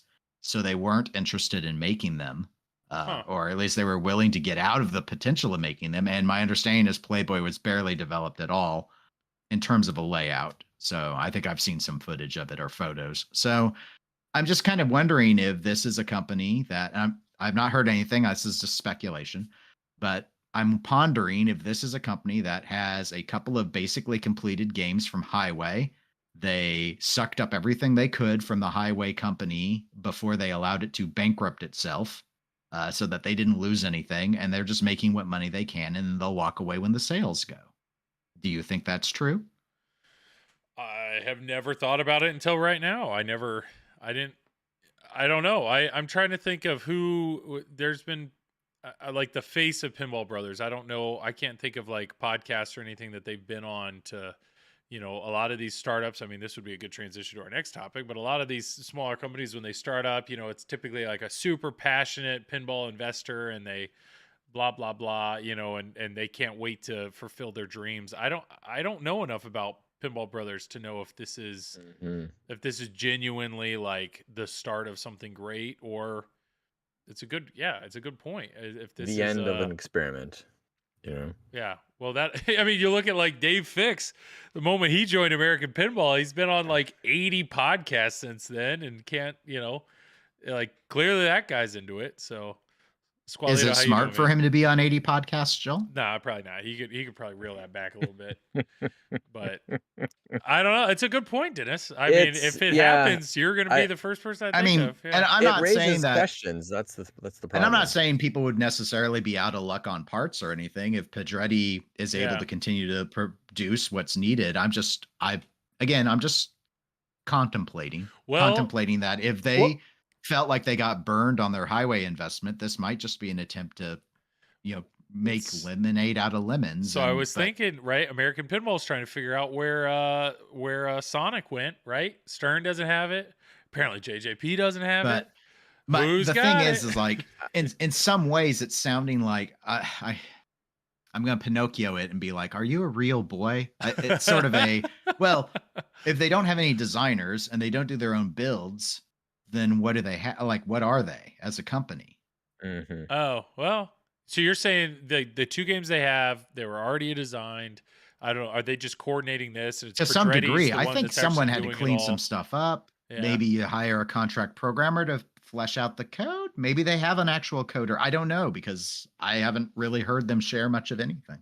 This is well, as far as parts go, didn't the community start making parts to help fix the issues with the They highway did, yeah. alien? There was a huge thread. I think it was on Pinside. It might have been on the alien Pinside thread, where they had just enthusiasts and whatnot, like actually making parts to actually help make the highway version of the game play properly. So, I mean, if this does end up being something where, you know, they make these games and then, you know, wash their hands with it and walk away, I'm sure the enthusiast community will probably come together and help make parts to keep the games going. Yeah, I wouldn't be overly. I mean, I'm just I guess if I'm going to make a guess, and I will, I won't be no fence setter like Joel. I would say that I think Queen is the make or break. And I don't mean like from a bankruptcy perspective. I think if Queen does exceptionally well for Pinball Brothers, then they could very well say, you know what, we can make a go of this. Let's keep going. Let's actually develop some licenses and develop some of our own designs and push that out and move forward because we found a model of success. And if Queen just does, all right, they might just be like, you know what, we ended up making a bit of a profit. Let's walk away and be happy with what we got. Yeah, I appreciate all the support in chat, by the way, of my fence sitting. So thank you, Dustin. No, it's I don't know. I mean, I don't have a problem taking a firm stance if I actually have one. Like if I actually believe in. I don't know anything about you Pinball love Brothers. Guns N' Roses, then you hate Guns N' Roses, and then you're Hey, like, okay. oh, no, I appreciate Guns N' Roses, but people's opinions it also change, right? scorns me. It scorns me so. All right. Well, let's go to something else that I really don't have any opinion on, right? Rush is a great I game. Hey, but I hate Rush. I can tell you, I'm not on any fence when it comes to Halloween. Yeah. Turner Pinball. Turner Pinball. So. Oh man. Okay, don't look at it that way. I wonder if you still go to deeproot.com. Was anybody as uncomfortable as I was in watching this video? I was so uncomfortable. I did not watch. I didn't do. You any didn't watch prep. the video? Joel, it was so uncomfortable. At this point, given that I'm so far past the David fix minimum of being in the hobby, I really just phone in a lot of my research. This was not like how I used to be. I used to be great, and now I'm just a mooncast shadow of whatever I was. Well, I think there we go. Okay, so there was a countdown. That's what's interesting, right? Look at this. If you go to deeprootpinball.com, there's a countdown, and then when the countdown ends, you get to turnerpinball.com. And there was a whole, yeah, I know. There was a whole Fiverr coming through. I'm not even sure that was made on Fiverr. I'm sure that might have been Forver. Yeah. It's maybe a threever. So I watched the video. I watched the whole thing, and really, I watched it because I wanted them to explain this this word search that he had, because there's some really in-depth like clues and code that, I mean, there was a huge thread on this of people deciphering the code to figure out this. So yeah, I gotta get a Turner Logic shirt. You're going all in on this. I'm an employee. So this guy, Chris Turner, I think he's the owner of Turner Logic, and basically what he explained is Deeproot hired them, his company. They're an app developer company. The guy's arms are massive. Camera angles matter. it's like these. It was his company designed all the software for it. And the one thing that I will agree upon, so he zooms out here a little bit, but the one thing I agree upon is he said, as an app developer, I can spend all this time and energy writing an app, and then I show it to somebody and they're like, cool. But he goes, if I do something tangible, if I like code a board to like do something cool with an LED, so many people are like, whoa, like people like physical, tangible things. And so he's saying, as a company, they caught a glimpse of how great pinball machines are. And he just said like his team really were all in on how much they enjoyed. Oh Lord, I like the shrub. It's my favorite. Oh, this is, yeah. So we can tell there's a lot of support here. I like the tree he's got in the background. Well, he's got a tree, and then he's got a key. But will there be rising action? That's all I want to know. Gotta get to that. Yeah, they better have saved that code, Logic. So there's a locked door over here, and they just leave the key hanging in it. But And it looks like he set up a camera for another You angle. guys are so judgmental of Yeah. everything around him. And I Look feel at that that everyone's making phone. fun of it, how he looks. And I'm like, my hair is the exact same style. I'm gonna have to change my whole look now. Dennis, if you get some glasses and a gray polo, I'm you gonna should try and get my giant arms. So I don't know. I'm just to summarize. At the end of the day, what the guy's saying is, his company loved the experience of coding for a pinball machine, and so when Deeproot folded, he bought the URL. He bought the URL and he made this whole game. And so what he is announcing is they're going to make another division, Turner Pinball. What are we? It's not you, Joel. No, I know it's I'm not. making I the know mistake chat. of reading the chat. That's the and- Steve Yeah, I've Davis been doing set up that. his finance videos before. Nice. So I mean, this is like a super beginning first step for this company of they're saying we want to do pinball because we had a taste of it and we like it. But what does this mean? Where's it going? I don't know. So here we go. So let's read some YouTube comments. These are gonna be gold, right? I guess some words of wisdom based on the Deeproot fiasco. Don't design 12 pinball machines at once. Don't invent solutions for problems that don't exist. Even so, if they don't add to the playing experience. Constant changes from leadership will bog down the design team. Don't create buzzwords or phrases or stupid stuff like quad manufacturing, being for workbenches. Outsource PCB manufacturing. Good luck. Don't say pinball is easy. He replied, "These are definitely all valuable lessons learned I will carry forward in my venture. Thanks for my comments." This guy's taking notes. Mango, if Mango's still here in chat, first thing you should do is interview with Kaneda. Wow. Don't do that, actually. Don't do that. Jason Knapp would be much better. Kaneda would tear him apart. Was that Mike? Was that you that made that comment? Mango Slice did. Who No, made there's that? Pinballer Oh, there. Pinballer? No, that's not me. No. No, How an no. imposter. We're Yes. pinballers. Very on sus. Okay. YouTube. Uh, But I did notice is there a window in that video? Is he in a basement? No, he's in an office. I don't know. This camera is what stood out to me. It looks like he either gave himself, he has an open laptop and then he also has a camera over here on the other corner. So I didn't know if Shooting he a was second trying. angle. I thought maybe he's shooting another angle, but that's not a very flattering That's angle. his phone. Yeah, but it's horizontal and it's in a Maybe it's a light. Is that a light shining? No, on that him? is No, you're right. absolutely It's his his phone phone. put sideways. It's It's his absolutely phone. his He phone. might. I'm wondering if he put something. I don't know if it was. You're right. It's being horizontal. I wouldn't think he's using it as a teleprompter. Well, is there a thing right with like isn't there like a GoPro you can like see the camera with another camera? Maybe that's how he did it. Oh, maybe, yeah. Maybe Yeah. maybe he lives a really active lifestyle and he's got a GoPro, So I don't know. We could sit here and heckle this There's a guy lot all of day. questions. I about think the this. guy he was very calm. He was very calm. Very calm the whole Well, time. what were you expecting? Excitement? I say without having watched the video. You're like, your He's takeaway very- was he was calm. Were you expecting him to be I don't know. Robert I don't and just maybe I'm- like enraged with passion, the fuel of. Well, I would say the video is I mean, about come as on, exciting he's got a as the tree with him. logo. He's clearly very zen.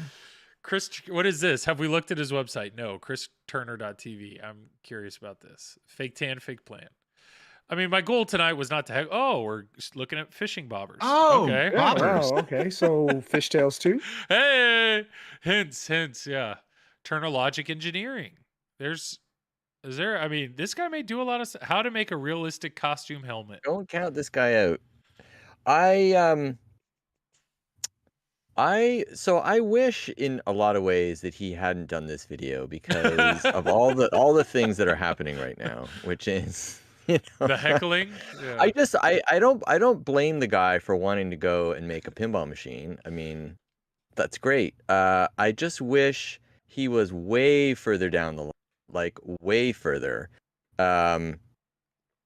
Realistically, go make a homebrew and decide at that point, was this worth the journey? Rather than document and tell everybody, this is my new pinball company. My goal is to make a pinball machine, and it's just going to be one horror show after another. Is what I feel like is going to happen here. Who knows? I mean, that didn't happen necessarily with Haggis. Look at the example of Haggis with Damien. That's who I'm sort of pointing to as an example here, and I think, Damien, certainly a nice guy. Everyone, I think was very supportive of him for the most part. They're running into some challenges now just because things have dragged on so long, and I'd say if it's hard to know who's going to have more success here. Ultimately, is Eternal Logic going to actually produce something that's worthwhile versus a company like Haggis? I just think realistically, though, I wish these companies would just stay silent longer, so that there's actually something for people to grip onto. Otherwise, I don't understand the point of even coming out and saying this at the beginning. Well, Why? Why take a public yeah. journey into what? It is odd. I think. I mean, obviously, we are talking about it, so there is that. Yeah, But if yeah. he doesn't have anything immediate, and the only thing that could potentially be immediate, unfortunately, again, in my opinion, is Raza, which, and I mean, chalk me into the camp that I don't think that game needs to exist and that it should just die at this point and not. I mean, it's an original theme. We don't need it. No one was super enthused about the layout when they got to try it in Texas. What few who did. Don't necro res that. If you want to if you want to be pinball and do something new.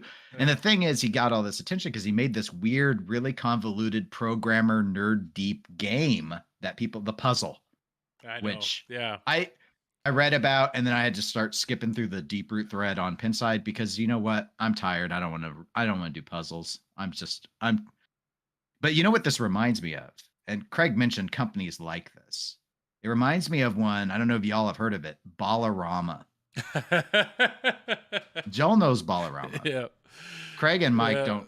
It's probably too far south for you all in Canada, but Ballarama is an Australian startup that is doing a lot of these same things. They've got like a Facebook presence, and they're talking about how they're going to build these pinball machines, and they don't even have a theme. Ballarama. Look at that logo. Well, we have a pinball company up here in Canada called Pinball Adventures making some. They're going to succeed. Damn it. Themes. Don't you judge them. Don't you judge the Pinball Punny Factory. No, they've actually started posting some pictures on their Instagram of game number 2. Of game number 2, which is Elements, I believe, is what. And they're doing contract build as well, aren't they? They're using the team pinball that made Mafia, if I recall. Oh, I didn't know that. Well, no one saw Mafia, so no one will hold it against you for not knowing. Ballarama here, radical game designs. That's what they're offering. That's right. Industry radical, but not the Not radical that the Zach's radical. looking for. No, No. not radical too. With the bounty. Yeah. The Solid games are they're gonna feel awesome. Games with and awesome solid. feel. Yeah. Updated code, guys. That's right. I mean, watch out, Ray Day. for some games. Updated code. Till Stern. Why is that? I mean, I would hope updated code is a expectation. My favorite one's the next, reliable spares. And lifetime We might not support. guarantee you a reliable game, but the spares, the spare parts you need, those will meet that expectation. Yeah, Ballarama, the Buffalo Pinball guys just have a blast with these guys because you can follow them. I love how you can join the wait list for what? I don't know, but you can get on it. Ballarama. You have to put a down payment. Let me click it. This is what happens. Non-refundable. For our hardcore community members, if you'd like to join our waitlist, you can join our hardcore community members who will get the chance to be a part of the creative direction experience. So we can build by committee. The perks are endless. You'll be the first to know what updates are happening during manufacturing. Get a say on the artwork and even how we launch our innovative and challenging pinball machine. So we could join it. I love the stock photo choices too. I like the dude waving at the laptop dude. Hey, lifetime support. Hey, are you pinball bro? I mean, at this point now, I believe we have, a handful of, I guess, what you would call successful pinball manufacturers. How many unsuccessful? You're almost outnumbered. unsuccessful manufacturers over actual successful manufacturers. Depends how far back we go in time too, I suppose. Yeah. But I mean, like, I guess the pinball enthusiast and the collector have, they become a little more weary as these companies continue to put out, these big claims of making these things and then failing all the time. So, do you want to give Turner the benefit of the doubt for now? I mean, he bought a website. That's all he did, really. There's nothing else there. Well, he bought all those life insurance policies, so he may be having some big money coming soon.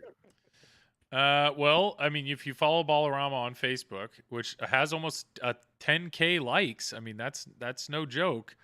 A lot of people feel that they bought them, given they all came on one day, but whatever. So I mean, recent updates of the company, the owners sold their house and bought a new one.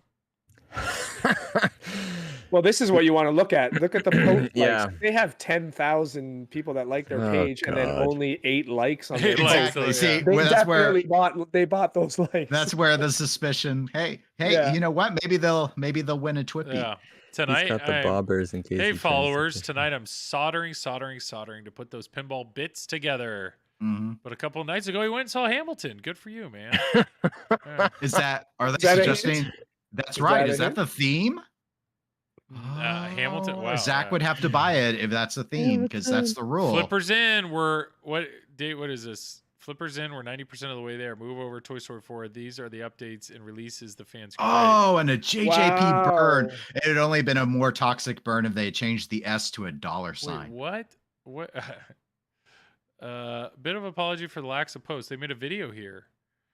No, it's just a video of been text. a bit A busy text trying to video. work through Yeah. development and life happenings. I'll outline more over the next blah blah blah blah. I don't want to read this whole thing. I don't know. So It's Well, like Turner 7 was words. pretty adamant, Dennis, too, in that video that he said they are gonna go. They're not gonna do anything that has to do with Deep Root. That's what I'm saying. So he was very adamant about that. Buffalo is incredible. But Nick Lane. I think it would have been a better move to go with something that Deep Root had, frankly, Yeah. because at least he's down the path.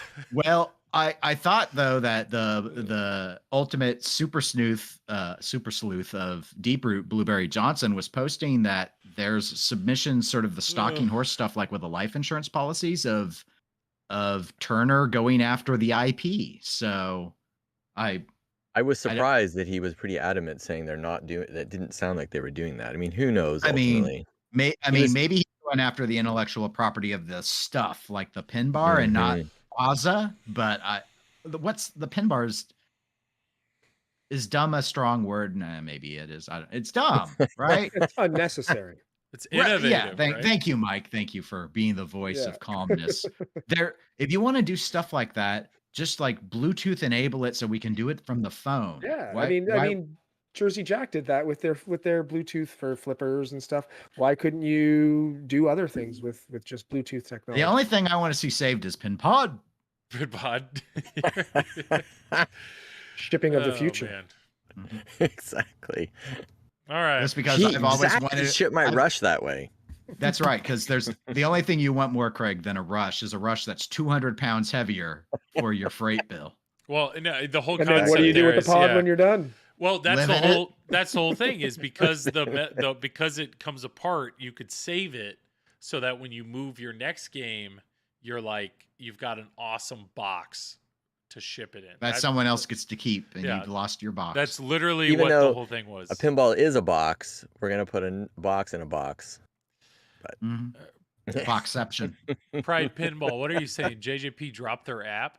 What are you talking about? Oh, Dropped their app. the support Oh, for it. the Bluetooth with the See, Oh. they tried it and it didn't even work. Yeah. All right. And future coffin win-win. Hey, when I was a kid, I will tell you, my kids have loved the cardboard boxes. So I saved one of the Stern boxes, and yeah, when the little kids would come over, they loved to play in it and watch TV in it and use it like a boat.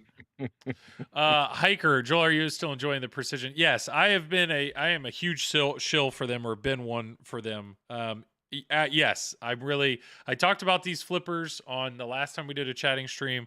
I actually had a chance to fully How install many them in my flippers are they turtles. giving you to push this, Joel? I want to know that. That's Do the you thing. have I'm not extra you trying can to give be a all of us? shill. I'm not trying. I reached out to the guy. He sent me one set, and what makes me really happy though is there's actually there's a post on Pinside, and it was a guy that bought a set, and he wrote a really detailed review of them, and people started attacking him because they just assumed he was like, how are you associated with this guy? That's no way, blah, blah, blah. And the more I read, like, I just found this post yesterday and it's like a week or two old. So I kept reading up on it. And luckily enough other people have bought sets that they were able to like defend his comments. And that's what His I will honor. say is I put them in turtles. And turtles, when you start turtles, you can pick your turtle, and there's individual leaderboards for each turtle. I set the high score on all 4 turtles that night, and had my GC. Like, So you have baby's first flippers now. yes, I did. The flippers aren't any longer; they're the same size, same everything. But it just overall the control felt like I just felt way more in control. You have training wheels on your flippers now. I if that's what it is, that to me It is metal on metal. I haven't seen this much metal on metal since Adam Lambert covered for Queen wow. in the new hit Queen Yeah. Pinball. There is it has completely eliminated any sort of play between the bushing and the flipper itself, and so the dead bounce are more consistent. My actual shots feel more consistent. So I do like them a lot, and I will gladly try to get another pair for Deadpool. And like I'm happy to have them on my home games. Do I see these catching on in like I don't know. Tournament players probably don't want them because that's not the type of game they're going to have when they play it in tournament. No, they just put lightning flippers on all their games now. do they come with free rubber bands for your out lanes? No, they don't, Kirk Hobbs. I don't feel like, I feel like they've improved. It's just like Pinball Flipper fans. Like the Flipper fans give me a benefit on playing long term. So playing for 2 hours, I feel like it's a benefit, but Dennis The is difference disagreeing. though is the fans are just letting you have the same consistency that you have when you first turned on the game. Okay. Oh, now Whereas you're with dragging this, me into you've this. installed training wheels. Okay. All right. Pinball did. Yes. I think Dennis Yeah. says that. Suddenly I like Dennis. Yes. So good Can you point. hear those flipper fans buzzing in there? Is there any noise that you hear from Joel? Not on his newest ones. On his newest ones, he's mounted the fan to the actual plastic mount differently, and I think that's what he's going to Okay. say there. The newest ones are almost silent. The older ones you could hear if you were sitting in silence. And he actually makes a button if you wanted like an external button to turn them on and off. Otherwise, what I'd find is when I was doing a podcast, I would just unplug them because the plug is right here in the front. So you could just unplug it, and then when I'd stream, I'd plug them in for if I was going to play. They can't be any louder than the fans that are Oh, stock no. fans that are in these already. No, they sound like airplanes taking off. But Yeah, sometimes when you they're- got to If replace you those. if you swap out that fan though, then yeah, yeah. Now quiet again. Exactly. The new ones are quiet for sure. But that's an interesting thought, Dennis. That if you're viewing that as the flippers that I now have in my game are training wheels, like you've made the game easier for yourself, which is true. You've modified the game so that Yeah. you don't get play when the ball strikes from the bushing, right? That's what you've been talking up. So you've dramatically changed how flipper performance has been for what, 60, 70 years? Yeah. Yeah. Enjoy your training wheels. It's your home. Do what you want. I will say the game is more. I had a whole lot more fun streaming it. When you actually hitting your shots or more of your shots, it's a lot more fun. You know what might also help is putting your games on tin ball. You might enjoy that too. Pinball, let me make them a little less steep. It is fun. Yeah. I get That's it. right. I get it. And it's all about fun, Joel. Is there an Enjoy official? your fun. Is there an I'm official? celebrating it with you. I can tell. You're really celebrating. Yeah, celebrating. Depends on how you choose to align the flipper. If you could backhand, I don't know. I haven't asked John Borg specifically, but I've heard it. Yes, I've heard it can help. You can either backhand. Yeah, so you can either, depending on how you adjust the left flipper, he's saying you either can backhand the left flipper, the left ramp easily, but now you can't shoot the right orbit as easily. Joel moves this for the rest of the street. No. Joel found possible, but wow.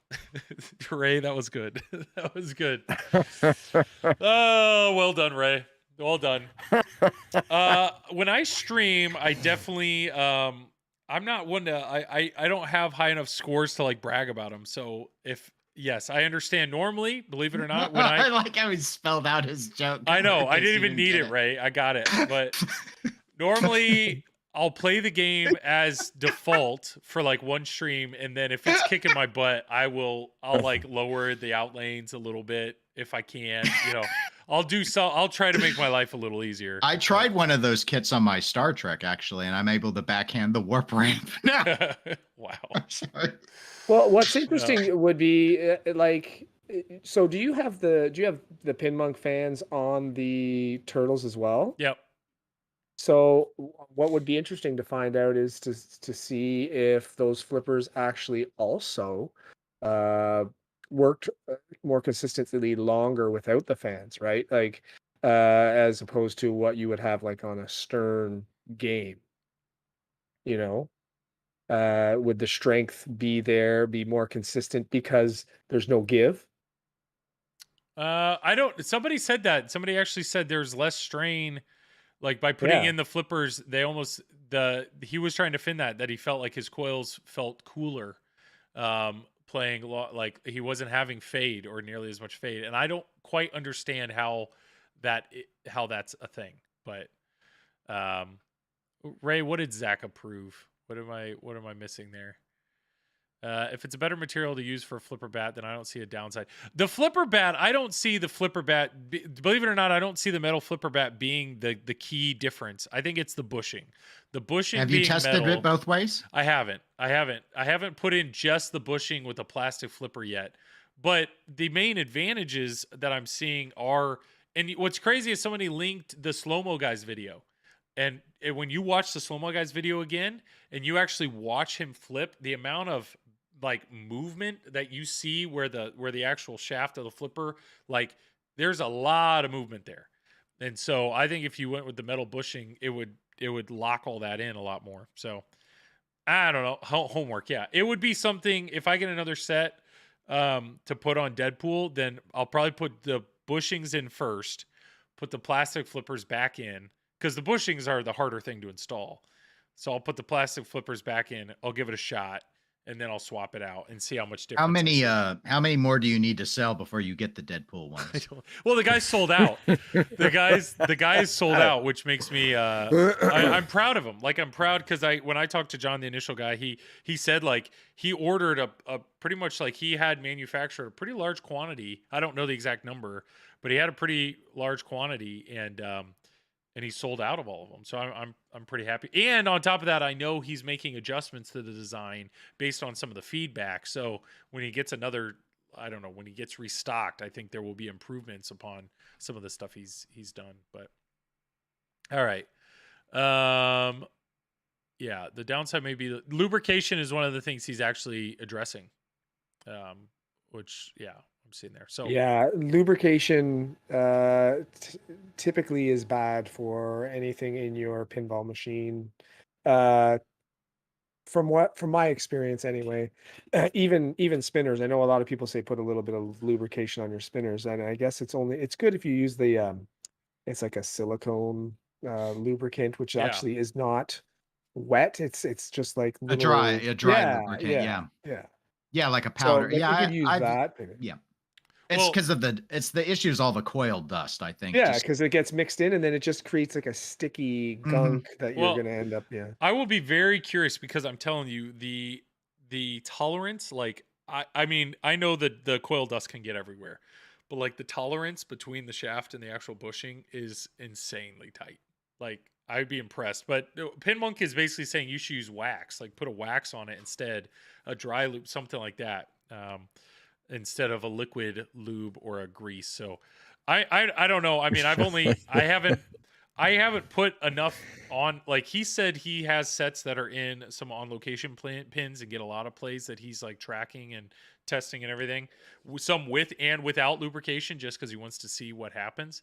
But the guy's continuing to work on this. So we'll see here. But all right. Every time I bring up this subject, it goes between lubrication, shaft, and bushing. People just they just love it.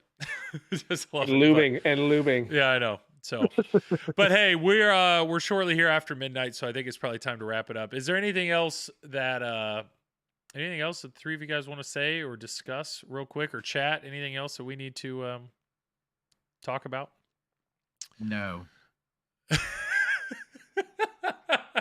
All right.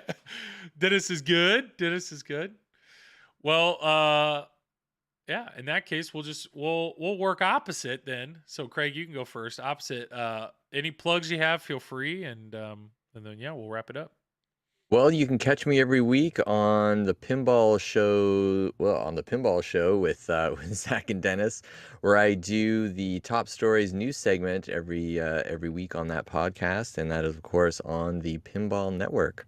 So yeah, look forward to seeing what's coming up this week on Monday. Okay. Thanks, Joel. Yeah, absolutely, Craig. Thanks, chat. That was very entertaining. Dennis, go for it. Well, thanks for hosting this, Joel. And I'm on the Pinball Show every other week, so probably we'll have an episode out around Monday. That's it. Perfect. I don't remember which slash is raid. I don't know. Front slash. We'll see. Front slash, but which one is that? The one with the it's the one that's with the question mark. I got it. Okay.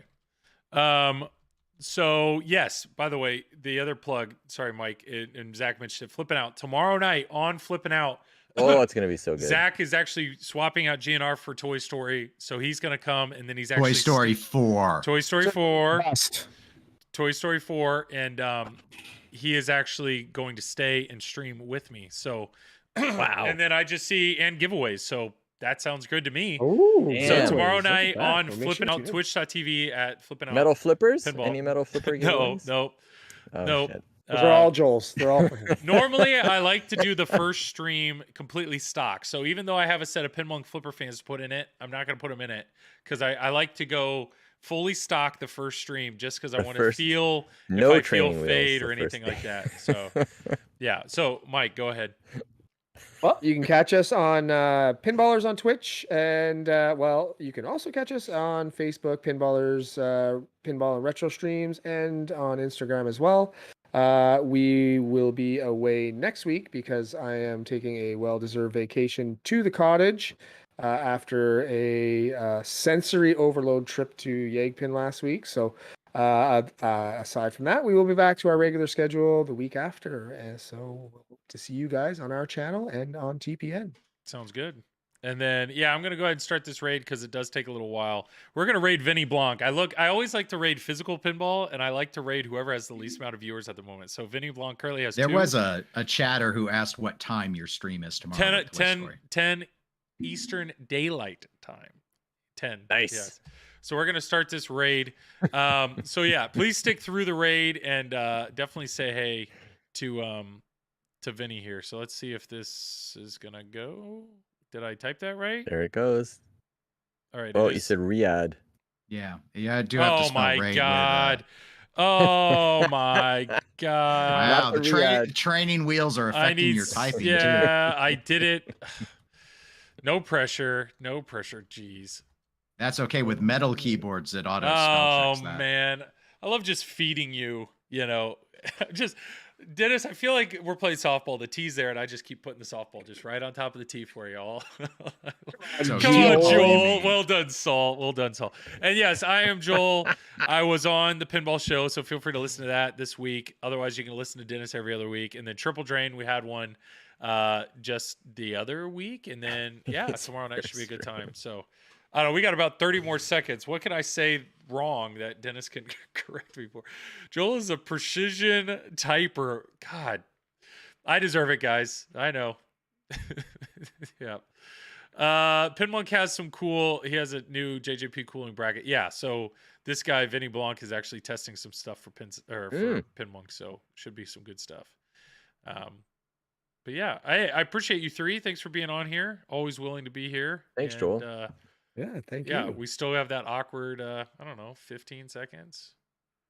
Yeah. I'm watching him right now, waiting for the raid to happen. Make sure And, Zach brings his Escalera with that GNR and Toy Story. Oh, Don't he get will. him- Apparently, Zach also had back surgery like last week, so I don't know exactly what that means, but we're gonna see how it goes. Stay close tomorrow. to that Should be thing. good. Hey, Lane, appreciate you, man. Thanks.